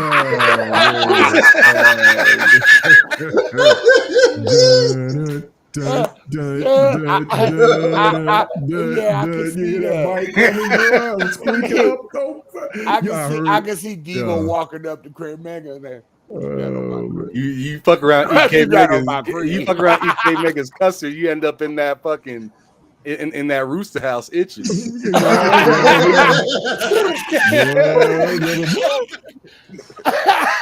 Swiping. You ain't messing with my custard, damn it, boy. There gonna be problems. I got a case right next to me. Don't make me pull it, boy. Don't do it. That's like messing. I'm telling y'all for real. The way that sound, that's like messing with K Mega's cupcakes. Don't mess with K Mega's cupcakes either. No, yeah. Cupcakes or custard, but more of cupcake. Yeah, you mess. If I got a cupcake that's mine, and somebody eat it, is all hell gonna break loose. But because I love me a cupcake, and I ain't a cupcake in a while either, man. Listen, I don't know what's happening here. Do not eat that on air next time. I'm gonna eat me a cupcake on air next month. That's anyway, OnlyFans cakes and custard. That cakes and custard. Well, yeah, CCs, baby. We got them CCCs. Yeah, don't forget the CCF. No, stop it. Okay. Hey, you know they got custom feel cupcakes, right? I know. That sounds so whatever, man. Stop this. Let me get the hell out of here. Where can they find you at, Sir X-Man? Sunday you can find me streaming Mecha Break with my friend Wicked. On Tuesday you can catch me at 8:30 with Nukem at Night Gaming After Dark. And I'm not sure, but should be the Dragons Den tomorrow with 108 Dragon. That's about it. All right. And then last but not least, man, Viper, another one of these heathens. You know what I'm saying? The venomous. What did he call himself? The venomous. No. He's the Karen of GR. No. You said it earlier in the show. Like you said, because his evolved name was some kind of something. Because he was saying he's a Viper, and you said he was a. I know what you go. You said Vipers suck. Pause. I remember that. Viper. Where can they find you? AKA the Wiper. Where can they find you at? Well, you got a wipe after hell no. But no. Bro, what are we doing, man? gloves Listen, on. ladies and gentlemen, this is a That's how you testament keep your that hands if clean. that man, if you see that man in Chicago in your hospital, I would beg you to go to the supervisor and tell him, please, sir. Oh my God. Viper say this crowd needs an animal. Where can they find your nasty, hostile ass ats, Viper? No. Hey, man, come on, man. No.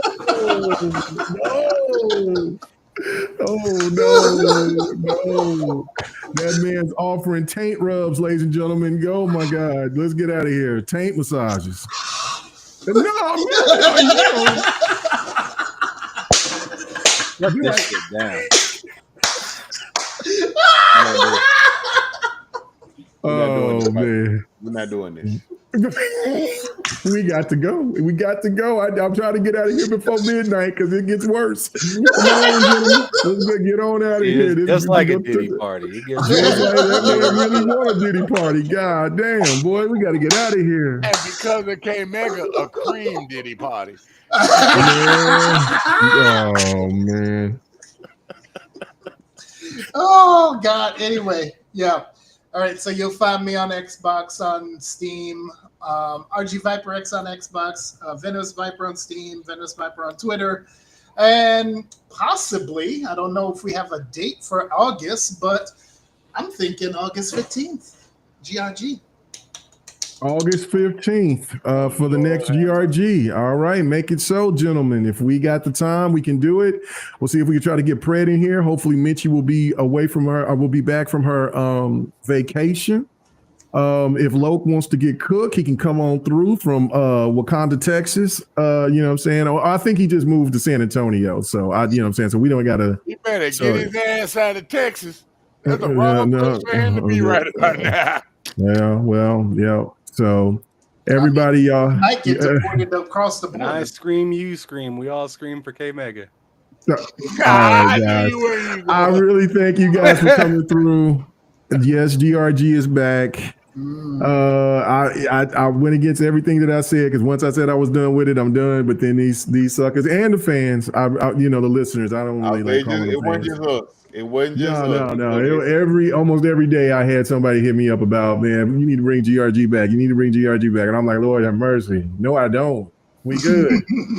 And then I finally broke. So I do appreciate it, guys. Thank you so much for all the support, for the people that come through. But we'll be back here on the 15th of August. And we'll also come through on like special occasions and stuff like that. Like if we want to do TG, what is it? TWGS or TGS?